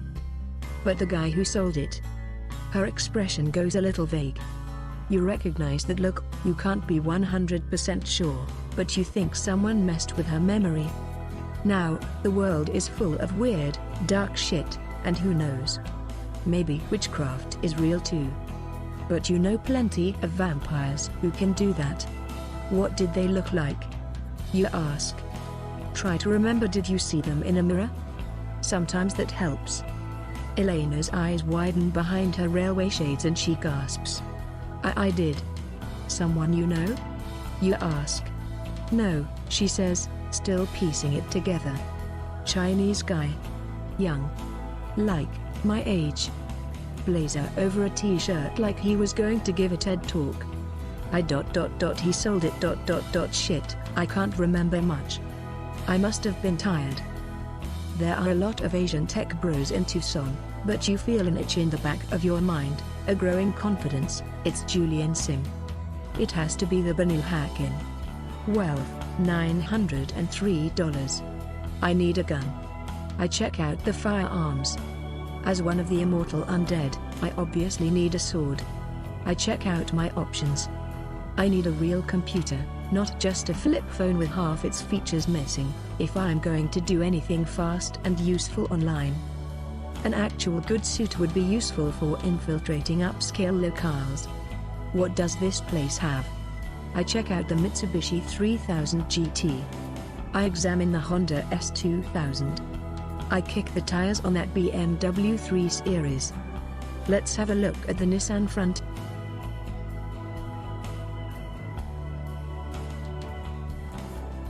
This was a blisteringly fast car for its price point back in its day, but its day has passed. Still, the Mitsubishi is a big, muscular guitar with excellent acceleration and handling that is, at least, adequate. And it's blood red, inside and out. The problems start when you check under the hood.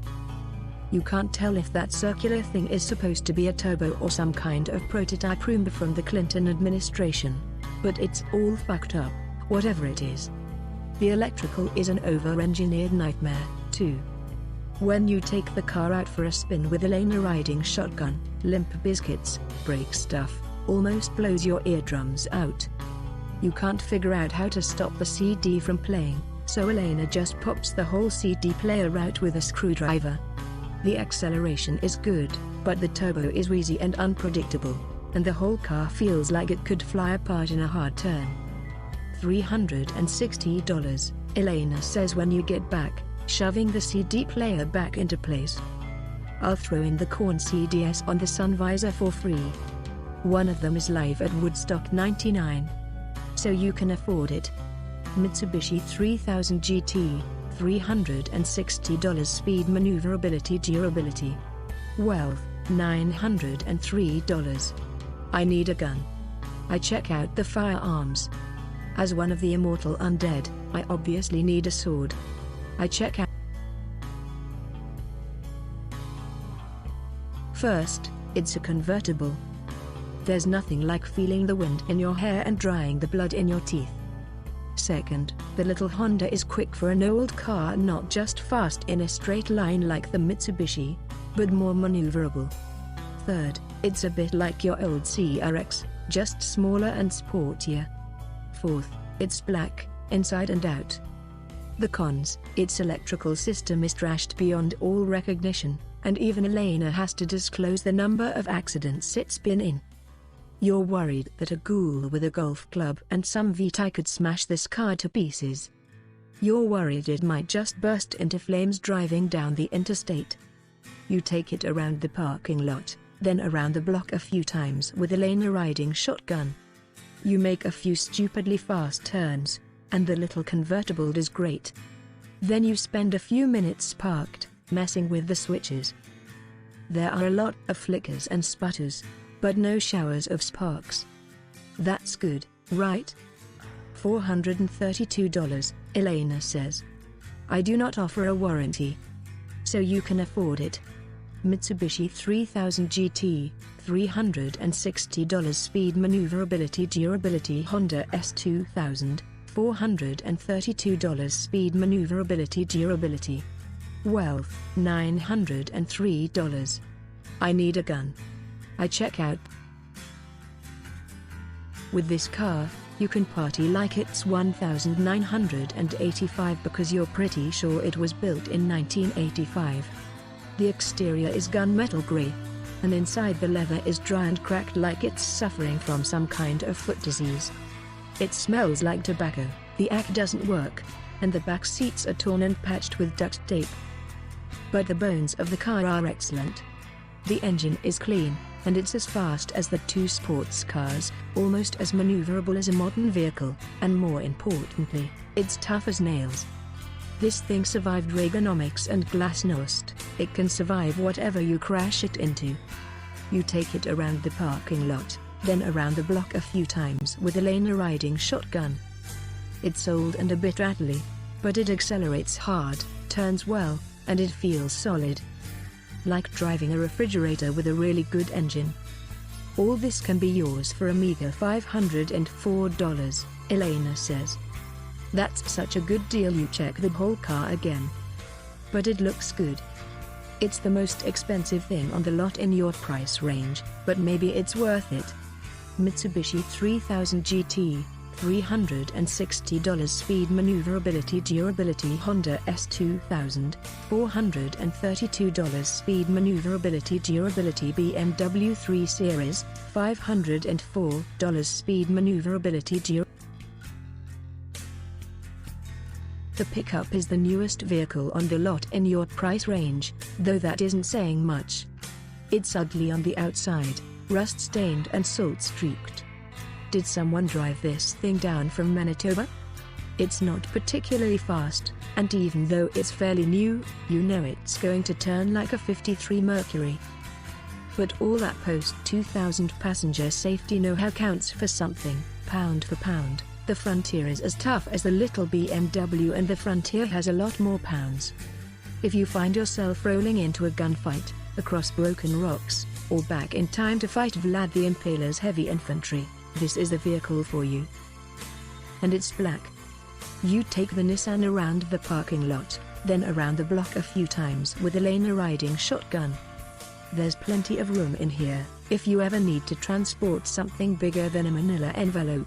Like a cursed sarcophagus, this Nissan is perfect.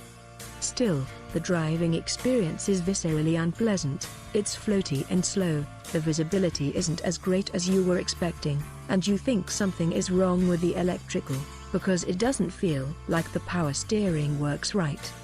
You're going to hate driving this thing. But it drives. $252, Elena says. Mitsubishi 3000 GT, $360 speed maneuverability durability.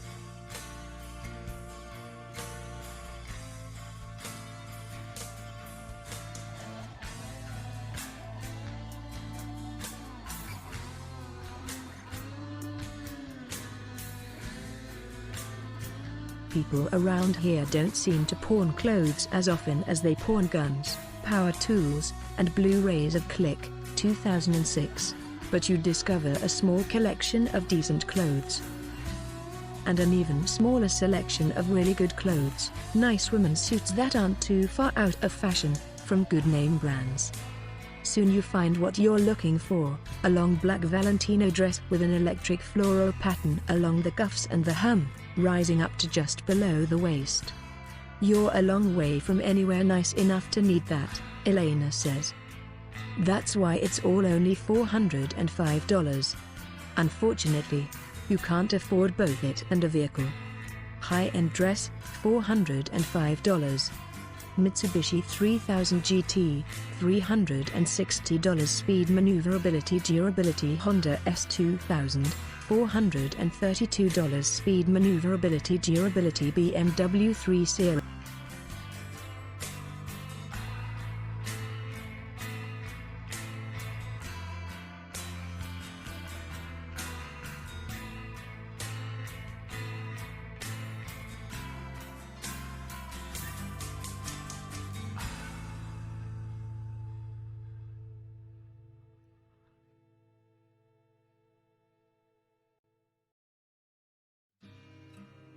You don't want to drive around with a rifle or a shotgun, so you scan the pistols and revolvers. Most are cheap, badly maintained, or overpriced. A few are all three. But finally you spot a Springfield Armory XDM behind a Sigsair you can't afford. $360, Elena says, handing you the 45 so you can check how it feels. It looked bulky in the case, but it settles easily into your hands. Elena watches you as you rack the slide and sight down the barrel. You'd need something bigger to knock down a vampire, or even an old and powerful ghoul, but this is the perfect anti-human weapon. One round will take a regular mortal out of the fight. And it fits under your leather jacket without being too obvious. Unfortunately, you can't afford both it and a vehicle.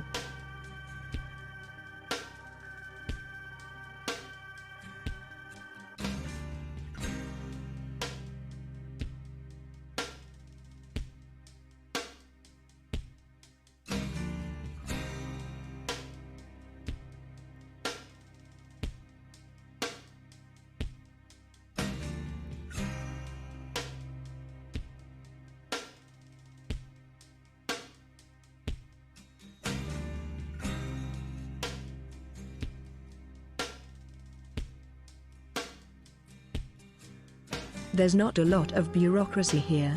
You give her $252, and she gives you the keys and the registration.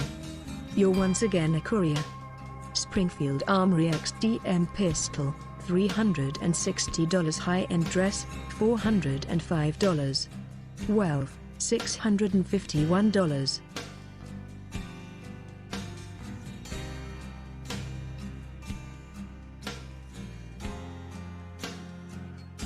Vampire, The Masquerade, Night Road. By Kyle Marquis. Show stats. Restart achievements menu. Elena lets you pick from a wide variety of holsters, and throws into extra magazines with your purchase of the Springfield Armory XDM. Don't rob any gas stations within 2 blocks of here, she says as you secure the weapon under your leather jacket. High-end dress, $405. Wealth, $291.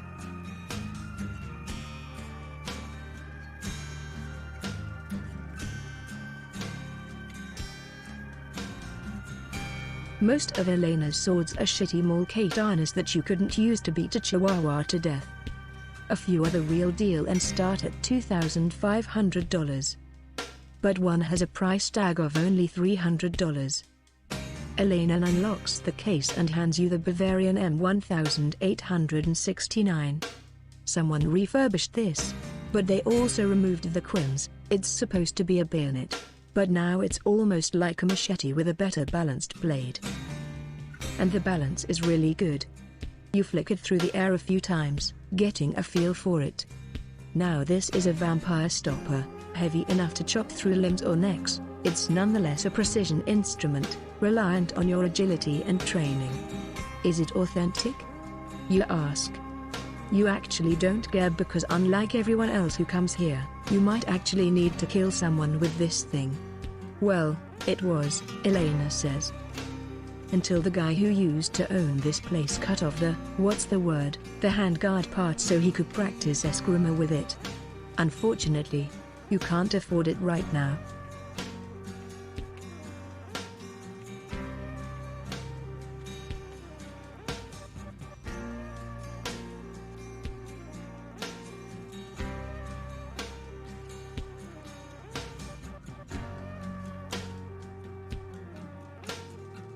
You check the edge one last time. It's razor sharp, despite its age. Elena even has a scabbard. Its leather isn't in as good condition as the hilt, but it'll keep you from cutting your legs open. You can't walk around Tucson with a cutlass at your hip, but you have an old nylon rucksack with an easy access zipper. You sling it across your shoulder.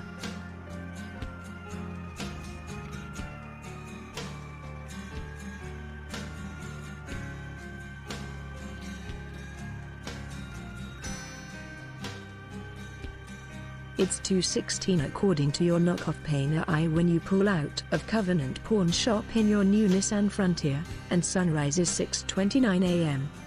It's still early, so you drive around for an hour just to find the cheapest gas stations and the fastest ways out of town. Then you accelerate smoothly onto East Broadway Boulevard near a plasma center and head for the garage address you got earlier. When a shadow crosses the hood of your Nissan, you look up and catch a glimpse of a wing eclipsing a street light. Was that Prince Leto's eagle? You find your spot in the underground parking garage. Right in front of it is a metal door with a keypad. You grab everything from your Nissan, lock it, and enter the code. Inside is an office with peeling linoleum floors, an ancient metal desk with a rusty mini-fridge on it, and a sleeping bag. A short tile corridor ends in a jury-rigged shower and a drain. There's a clear plastic bag and some toiletries on the dial. And a bottle of 409 that won't do anything against the smell of mildew. There's no Wi-Fi.